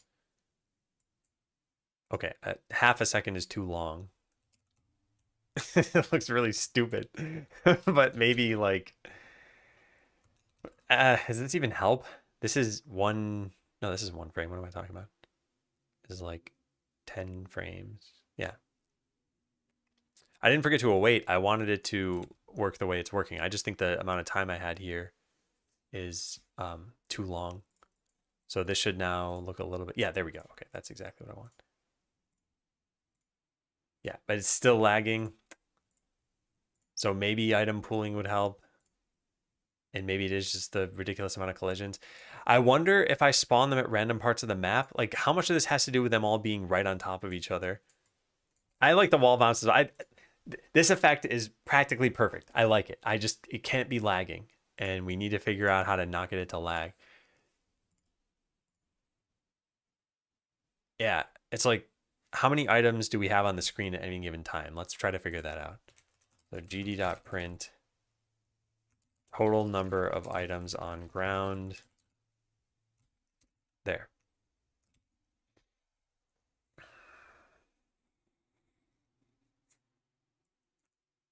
Because it's probably lagging when it hits a certain amount. Like total number of items on, oh, whoops. Oh. Okay, for that I would need to await. Oh, I don't really care how many there were. I care about how many there are at the time. So 64, 70. Yeah, so we're up to like 260 items. 340. Yeah. I don't think you'll ever run into a scenario where you have like 400 items on the ground. Test disabling collisions. Oh yeah, that's true. I could just turn those off. Freeze on. Done.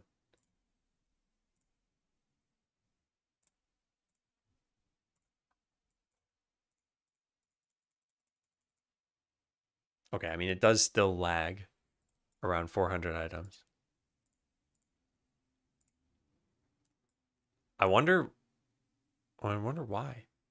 Oh, wait. Oh, no, sorry. That's not around 400 items. How many do we have? 786? Okay, well, it's lagging less. I would always assume 10x or 15x your assumed amount. Hey, Uncoach. Yeah, but in this case, it's like the source of items is going to be you starting a battle. And I don't even have an adventure. And the battles can't play out faster than a certain amount per time. And we could just cap how many items you have so that there is no need for even changing the assumption. We could just say you can only have 50 items on the ground. In fact, maybe that's the way we solve this for now. Yeah. Nice unplugs. Yeah, I think I like that idea. We just only let you have up to 50 items. I mean, it wouldn't even matter if you could have more, then you need enough workers to be there picking up the items where they're not just lost. Okay, let's do that. Let's unfreeze this. Let's cap the number of items on the ground. So when we go to spawn a new item, if you already have too many, then don't let it work. So we need to put this here. If items on ground dot count is greater than max items allowed on ground, then return. Yeah, and the maximum is going to be, I don't know, 50. Anything in spawn item you can defer. It's the creating an item. This instantiates a scene. That's probably not cheap. And then the physics stuff that we do, but that's it. Everything else is pretty straightforward. All right, I want to quit this and run this again. So now you're not allowed to have more than 50 items on the ground, which I think is a pretty good solution. Yeah, so now grant items does nothing. We have to wait. Well, as you pick some up, I guess, then grant items will just fill in the new ones. All right, let's add in some of these.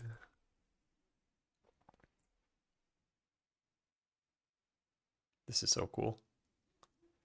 However, this now means that you might not have enough space for the items on the ground.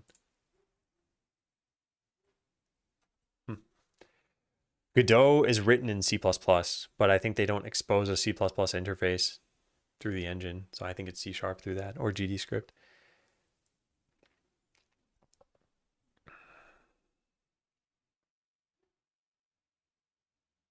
Yeah. I think there's a performance improvement that could be done here for something. And maybe it's just making items, and maybe we do pool items at some point. But I don't think it's worth doing right now. And I think this looks pretty good. Also, this actually brings up another interesting concern. So game design is at the beginning of the game, you won't even have a storeroom. So items will pop out of the portal, and whatever ones you can get, if you want to manually drag them, for example, you want to put the potion in the potion shop over here, then you can do that. But any ones you can't get, too bad. Like, you lose them. So then you get a storeroom, and then your workers will put them into the storeroom. But then eventually, you'll probably get an upgrade where instead of them popping out of this portal onto the ground, they'll just be put in your storeroom directly. And at that point, you don't really have to worry about these collisions just won't even exist because they'll just be put right onto your storeroom displays. So I think this should just be fine. So let's put the portal back where it was. Oh, there's a problem here. What is the problem? Get valid item destinations. The item doesn't have a category? That seems really bad. Yeah, that seems really bad. Player held item did this.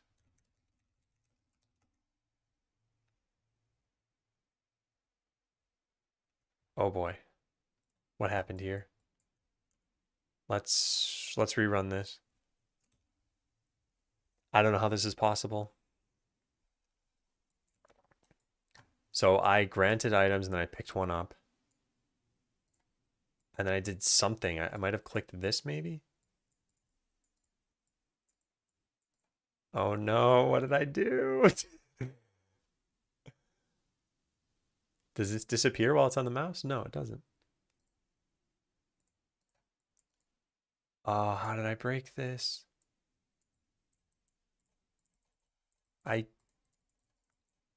It was something to do with, I guess that stack trace is gone, although it's in the VOD. Not that I even need it. It was something to do with getting the destinations for this. Yeah, it was this line. So that meant that the item source must not have had an item. How is it possible for an item source to not have an item, but you click on it? It'd mean that it's not going to be deleted correctly.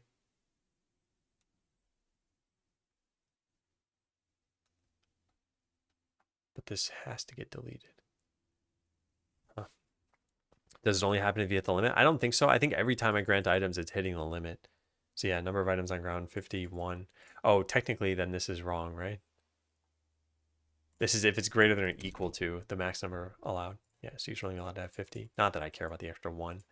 Let the players have it. Who cares?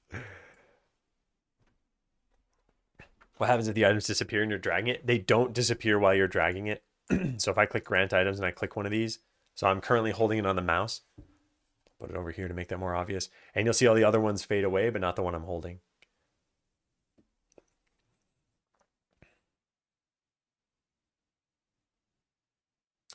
Yeah. So it's still there. I could still put it inside of a shop, for example. I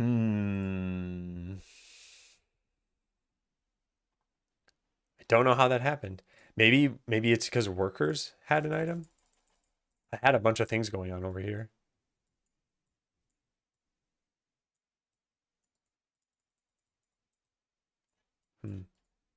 Hard to say. Oh, that seemed messed up.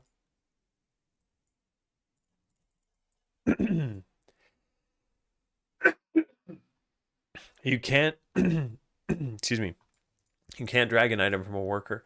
Once they're carrying an item, they're the ones just carrying it. Yeah, so I can't click and drag from there.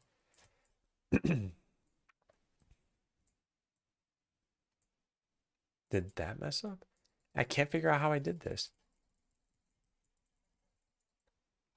All I know is that we somehow had an item source that did not have an item.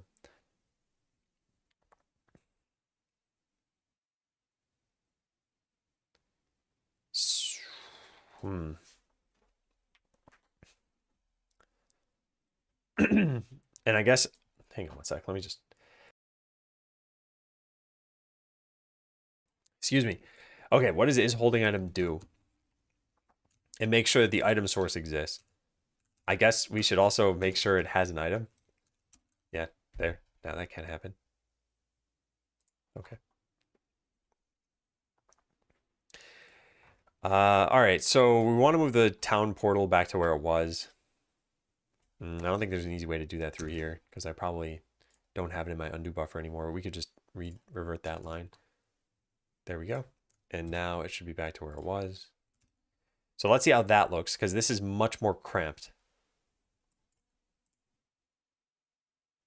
Yeah, a little bit weird. Let's add a bunch of workers and get these items out of here. We need so many workers. All right, let's also add in some customers and stuff. All right, now let's grant items again. Yeah, I think we just can't have the portal be in a spot that's that confined. Alternatively, we're not going to have 50 items spew out of this thing every time.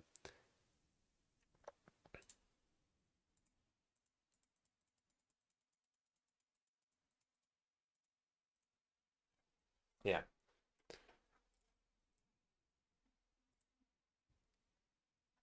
Okay. Well, anyway, performance seems to be fine as long as I limit the number of items. It does look pretty good. I like this a lot. All right, let's try it with a much more reasonable number of items, something you'll actually be getting in the game. So we have a debug spawn items. Was it grant items? No, not grant most things. Grant items, there it is. Yeah. So instead of 10, let's set this to 1. Yeah, let's just set it to 1. So this is going to pick a random dungeon you can do in the game and just give you the items as though you completed that dungeon. So here you got what? 5 items? 6 items. Here you get 2 potions. So that must be the first place. Here you got, that must be one of the end game ones because you got a lot of loot. Here you get 4. Here you get like 7 or so. Although I guess nothing's going to remove these things from here, so we got to do this again.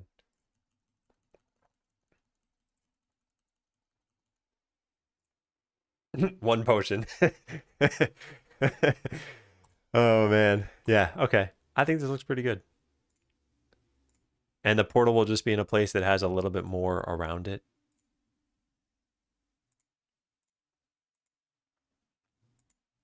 I like it.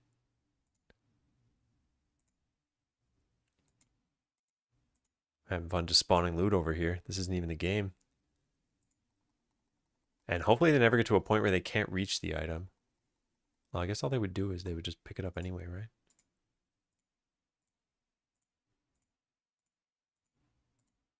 Yeah. Just spawn it beside the portal? What do you mean?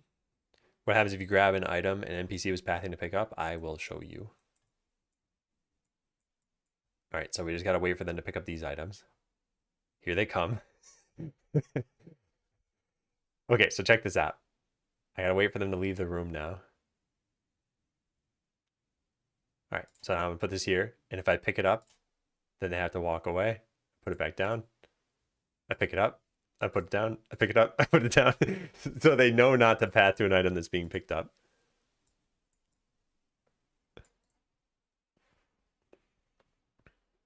Wait, did that fade out? I have to go see what just happened there. Mute. Watch myself. Oh no, it is fading out. Oh, interesting. How did that happen? I put this here and then I picked it up and I let go of it.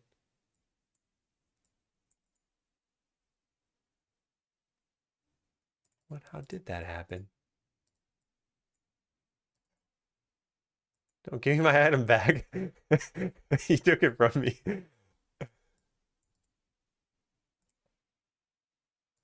Oh, I think I might know why. Yeah, I think I know why. Because it doesn't know that the item source changed. It just knows that this originally came from the ground. So after 10 seconds of me picking it up and dropping it, it would flash like that. So it's a repro that can only happen because I was demonstrating this one weird thing. Right? This is going to eventually start fading? I think so. I might have to wait another few seconds. Oh, come on. It's not doing it. Oh, that's the only thing I could think of, though. No, it's only ground items that even have that happen, right?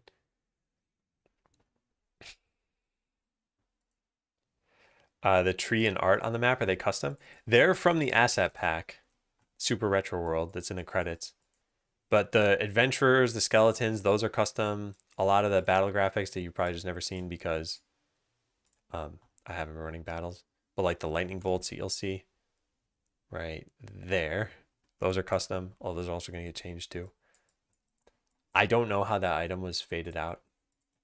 We somehow got into a position over here. Maybe they started fading while it was on the ground. So I need to do this and wait for it to fade. Oh, that might be why. Once it's given the flash timer, it doesn't know to turn off. I just need to make sure no skeleton can get to this. There, okay, it started. Now we put this over here. And then when I pick it up, there we go. Okay, that's the bug. Wow, that is a very, very specific repro that probably many people wouldn't even hit. But yeah, bug. If an item has the flash timer or flash tween or whatever it's called, because it was on the ground for too long, and you put it on an item display, it will start to flash again. But it shouldn't do anything other than flash. So I think this is just a visual bug. I don't think it's going to disappear. And it's really, really difficult to test when you have this many workers. So let's go try it without that many workers.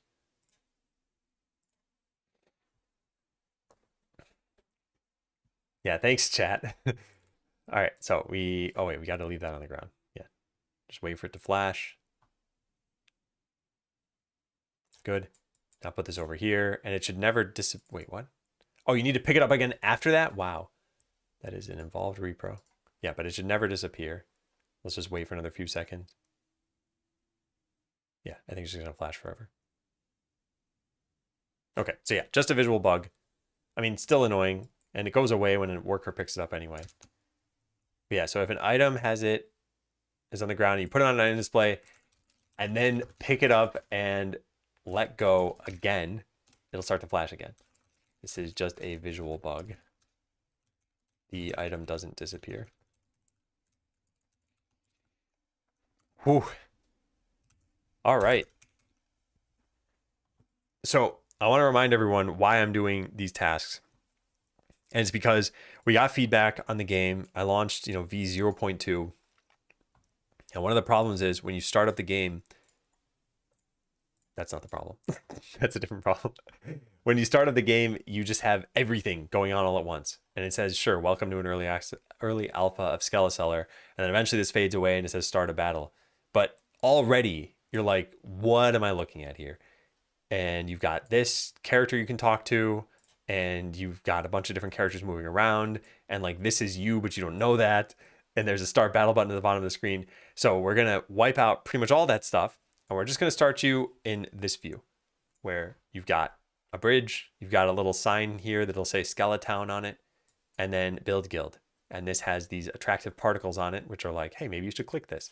And you do, and you only have one choice. You can't even dismiss this dialogue, and you build up your town. So you get your guild, and then they say, hey, I can let you hire adventurers. You hire your first adventurer. You actually get to pick. We're eventually going to put a tooltip on here or something. So you hire your first adventurer. They happen to be over here, which is a problem for right now, but it does say hire the rogue. And at that point, you can enter a battle. So now we enter a battle, and then you'll get your first items, and you won't have customers yet. So, oh, I apparently don't have, that was my Discord. I don't have streamer mode on. Let me just quit Discord. Yeah, you'll get your first items, and you'll see this happening. So you'll be like, oh, that's how I got items. You won and you got loot, but the loot is actually just here, and you'll need to put it into your shop. And you won't even have a shop. You'll need to build that up. So that's why we're doing all of this stuff. You should be able to skip the tutorial. I mean, it's not going to be like an explicit tutorial in the same sense that, have you played Breath of the Wild? So Breath of the Wild starts you out on, I forgot what it's called, the plateau or something like that. And you have to go to 4 shrines and then do something. I don't remember what. And you can't leave the plateau until you've done those things. Yeah. It's basically, you're just unlocking the stuff naturally. So it's not going to be, or at least I don't think it's going to be like in some games where it's like, you have to click this button now. It's going to be like, let's nudge you toward doing it. And that's the only way to proceed, but we're not going to just like force you to only like just highlight this and you can't do anything else. I don't know. We'll see how it works. The goal is just make sure people aren't confused when they're playing the game. And I think that building everything up will help with that. So that's why we're doing what we're doing here. This code, I think everything's kind of mostly fine. There are a few things I don't like. There's this. I want to turn this off, suppress this issue. Yeah. This is intentionally not awaited. We just want to spawn items in a staggered way. I just think about returning players who already know it. I think the replay value of this game is going to be pretty low. There's not really a lot of randomness, and there's not a lot of, choices you make that preclude you from making other choices. So as an example, like the characters you start with, the rogue and the mage, you only have those 2 choices, and you'll eventually unlock the other one. And even the skill points you choose, you can just take them out of the skill if you want and put them in a different one. So like on your second playthrough, it's going to be pretty close to what the first playthrough was like, I think. And if we determine that that's a problem, we could try to work on that, but it's not really baked into the game design. Some games have a natural randomness to them, or enough tasks where maybe you do them in a different order. Like, I guess a good example maybe is like Stardew Valley. People probably do replay Stardew Valley, but the game doesn't really have, I'd say, a lot of randomness in it that makes one playthrough definitely different from another playthrough. Whereas if you think of a game like Dead Cells, it does have that randomness. Like you probably have no two playthroughs that are really the same. The rooms are different, the enemies are different, everything else. So this game is somewhere I'd say closer to like Super Mario RPG. It's hopefully fun. You play through once, following playthroughs are pretty much the same. Maybe you change your party a bit or something like that. Yeah.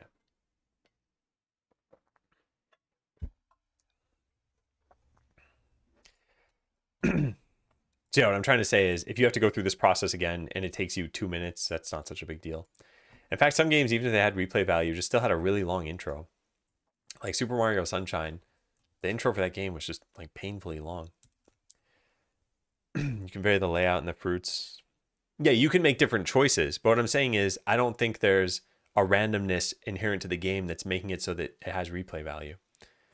Like imagine a way that you might get that is you might have like different villagers in the town in different runs. And maybe you just don't have whatever, Marcy isn't there and you need to get goats a different way or something. I'm not saying there's no replay value. I'm just saying it comes from a different source than just randomization. Why is this still happening if I have a comment saying don't show this? Do I just need to rebuild? What? I have a disable right here. This is 4014. Yeah, what? Is it because I have another comment above it? Nope, there it goes. It went away. Okay, good. Yeah. All right, so I don't care about the total number of items in the ground. I don't care about this thing that I added here. At least I don't think so. I'm not super happy with the physics stuff that I put in the item. I want to change that a little bit. I'm so glad this is in its own node now. That looks good. That's all fine. The turn off collision is something I think we should be able to do eventually. It's assuming it had... Wait, how does this work? Collision should only be turned off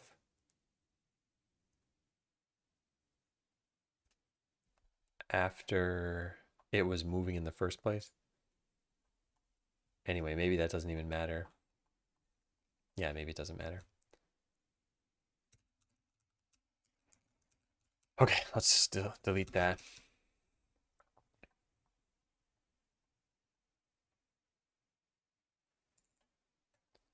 So what happens here? We stop this tween. Player held item. What calls flash? Only ground item source. What? I'm so confused. Yeah, all right. I don't know how to fix that other bug that we had. I'll have to figure that out. Hey, Ski. I thought this was going to be online only, limited amount of play per day, unless you buy premium in cosmetic shop. Skeleseller. Man, premium currency and stuff. I think this game would lend itself really well to some microtransactions thing, but I think that'd be scummy, so that's why I don't want to do it. I want it to just be a game you buy and you're like, now I just have to have fun. That's it. I don't need to worry about, do I need to make a purchase of $5 randomly?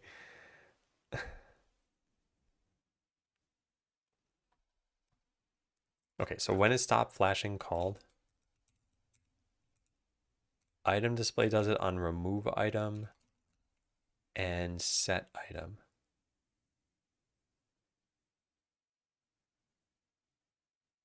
Okay.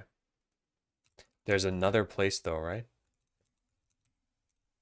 Remove item here too.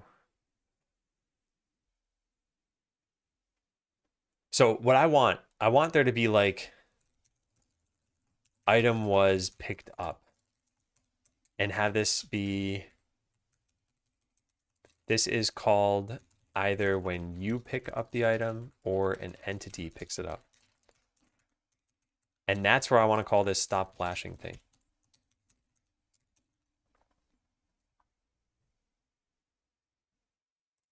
And turn off its collision. Yeah. I guess turn off collision could just call freeze. We don't even need a collision mask thing for that.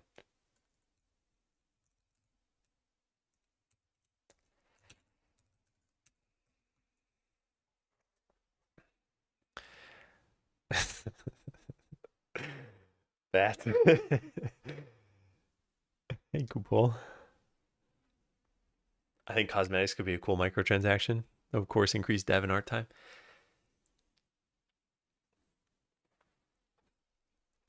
Do people buy cosmetics in a single player game?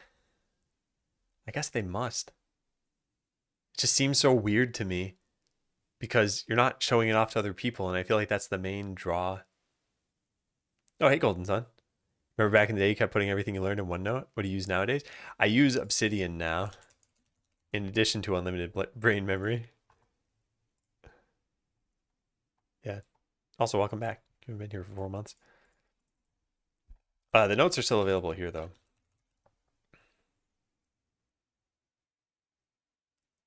If it's a mobile game, then maybe, yeah. Yeah. Okay, so item was picked up is never called from anywhere. And we have that call to stop flashing. Where is that?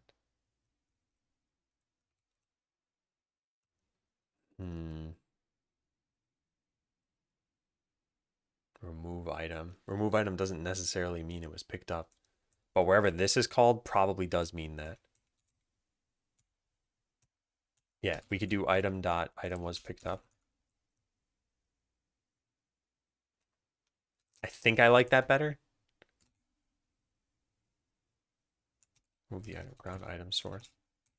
Yeah, so we get rid of the stop flashing from there. Item display. Get rid of stop flashing from there, yeah. I do like Obsidian quite a lot. I think it's pretty nice. Supporter pack. Yeah, I think having a supporter pack is sort of outside of the realm of scummy monetization because you know what you're getting when you buy that. And you typically know that it's not going to drastically impact gameplay. Also, the idea of buying an expansion maybe ahead of time and getting some like special cosmetic, I think that stuff's fine too. Yeah. I wonder how many people buy those supporter packs. Does it contain a customized buyer? I mean, if we were to make one, I feel like there had to be something different in game about what your experience is. It couldn't just be you paid money and you got nothing. Jet private numbers, yeah. I think that'd be good to know. Shopkeep alive skin. You're not a skeleton anymore, you're a human. What if it turns out you were never a human? Well, I guess then the intro would have to be different. Yeah. All right, so what am I doing here? I wanted to go to remove item. We don't want stop flashing to be here. Where is this stuff called from? So we call it from this. So item was picked up. So this is when a worker picks up an item, and this is when you pick up an item. Is there anywhere else that this can be called from? When the item's deleted, in which case I don't care. Yeah, the one that I just talked about. This is the definition. Buy item, that's also deleting the item. Yeah, so I don't care about that either.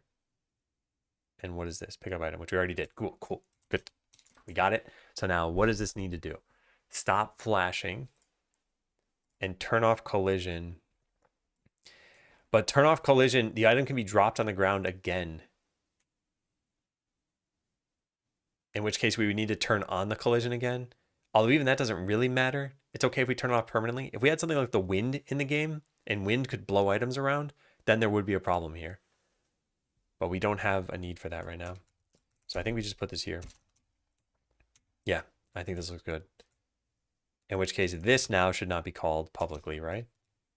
Yes, so this is now private.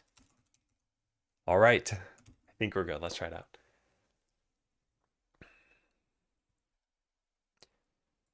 All right, what are we even testing? I guess you should be able to pick up and put items down, the flashing, the collision stuff. We probably still have that bug in the game over here, though. Wait, do we? Is this flashing? I need them to free up a slot. Add a worker. Come up here. Take the item. I need the space. Yeah, it's flashing again. Okay, so we got to fix that too. If you sold names to the people buying it, that would probably sell. Yeah, I do think it'd be cool to connect this to Twitch and have your Twitch viewers be the customers. And then they'd be persistent or something. A lot of fun ideas for the game. Okay, I think we're pretty good. I think we can check this in. Now we just have a bug we need to fix. Why did this start at the bottom? All right, let's look at this one more time. This fixed the bug. Oh, I don't even know what the bug was or how to produce it, I guess. In fact, that should probably be checked in on its own. Where is that? Player held item? Yeah. Fix bug with held items. I was only checking whether the item source existed, not the item within that source. This caused an issue somehow, but I don't know the repro steps. Only that player held item dot process. Or was it? I think it was process. Yeah, it must have been this. Assumed that you had an item. That the source had an item when it didn't. Okay, let's look at the rest of the diff.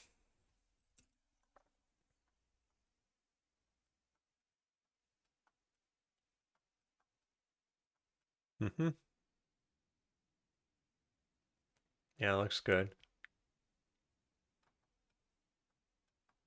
I know there's a bunch of magic numbers in this. I don't really care about that.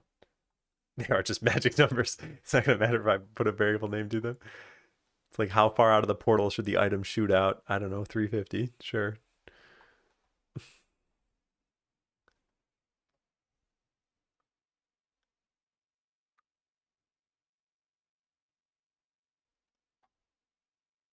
Okay, why do we do turn off collision? Oh yeah, I think we need to write a comment for this. This needs to be called when the item should no longer collide with anything. E.g., when a worker picks up the item, they hold it a little bit above their heads, so if collision were on, then it could potentially get stuck on a wall. Yeah.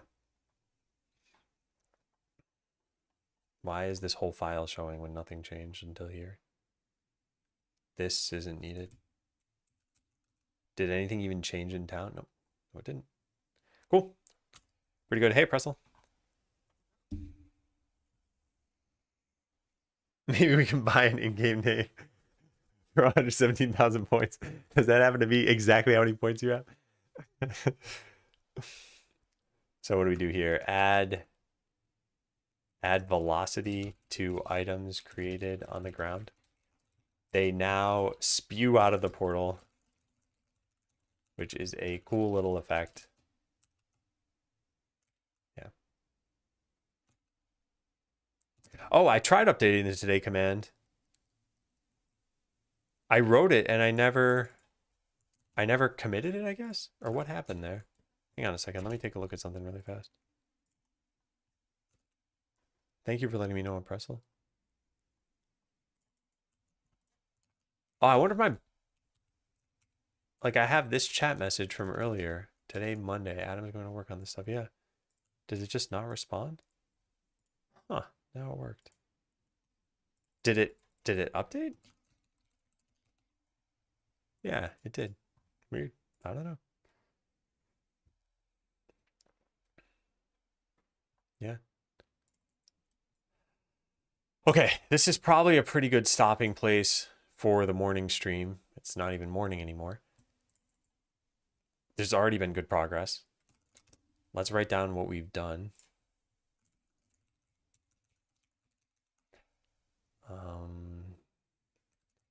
Worked on improving notifications, items dropping on the ground. And what else did we do? Item, cache nodes, I got them drop on the ground. Oh yeah. And items dropping on the ground. They now spew out of the portal and disappear after being on the ground for too long. Yeah. So for anyone who hasn't seen this, I mean, it's pretty straightforward. Grant items now flings them out of the portal. They follow the collision of the map. And then if they've been sitting around for too long, they'll start flashing.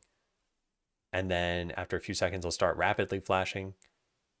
And then after another few seconds, they'll disappear. So that's it. It's all working. Looks good. I love loot indeed. Yeah.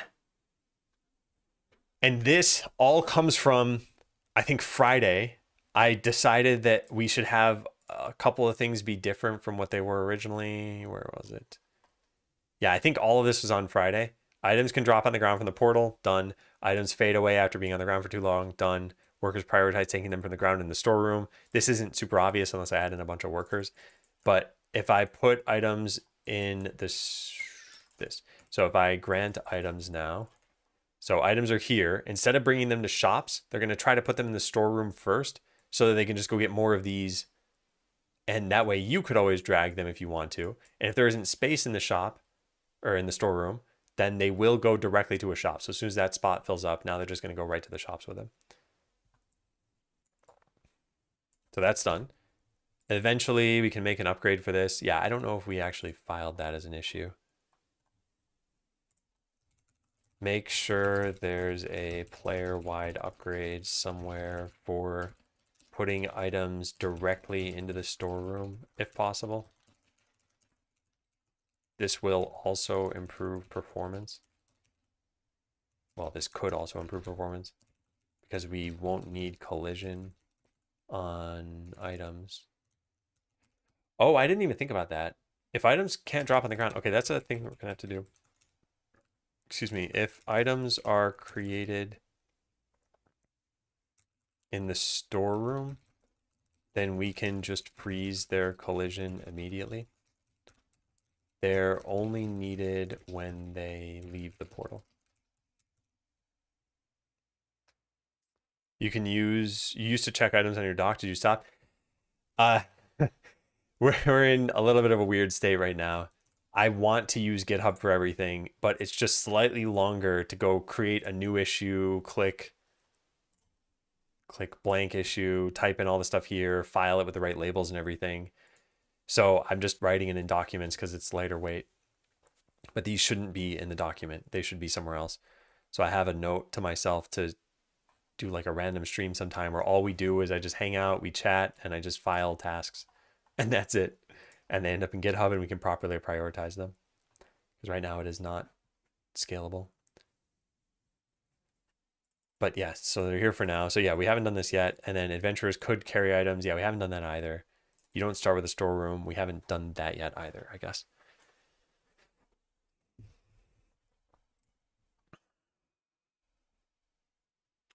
Wonder if we should delete the storeroom. Stop giving the player a storeroom from the beginning of the game. Uses the GitHub API.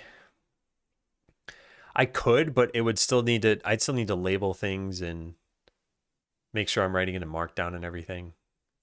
Although GitHub, or sorry, not GitHub, Google Docs did add a new copy as Markdown. So if I copy this, for example, you can see it's got the proper Markdown link, the proper bulleted list. And if you have something in Markdown, they also added in a paste from Markdown. So that is kind of nice. I guess that would make it easier. Yeah, it's relatively new. And it's pretty helpful if you use something like Obsidian and want to paste in between Like here, for example, if I want to put this in Google Docs right now, I should just be able to do paste from Markdown. Yeah, worked pretty well.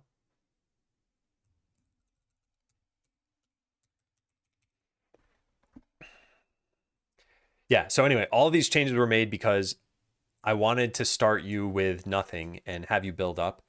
And the item stuff just didn't make sense. The biggest problem was if you start with nothing, you need to eventually get to the point where you have an adventurer, an item, and a shop.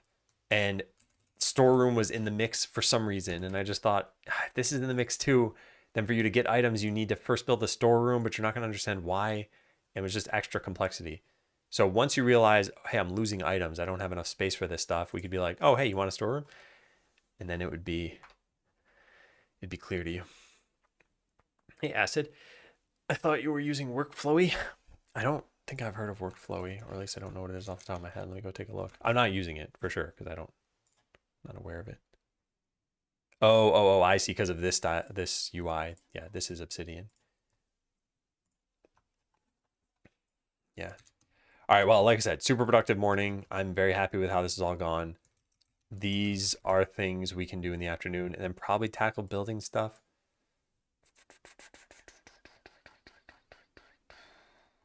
Yeah. All right, cool.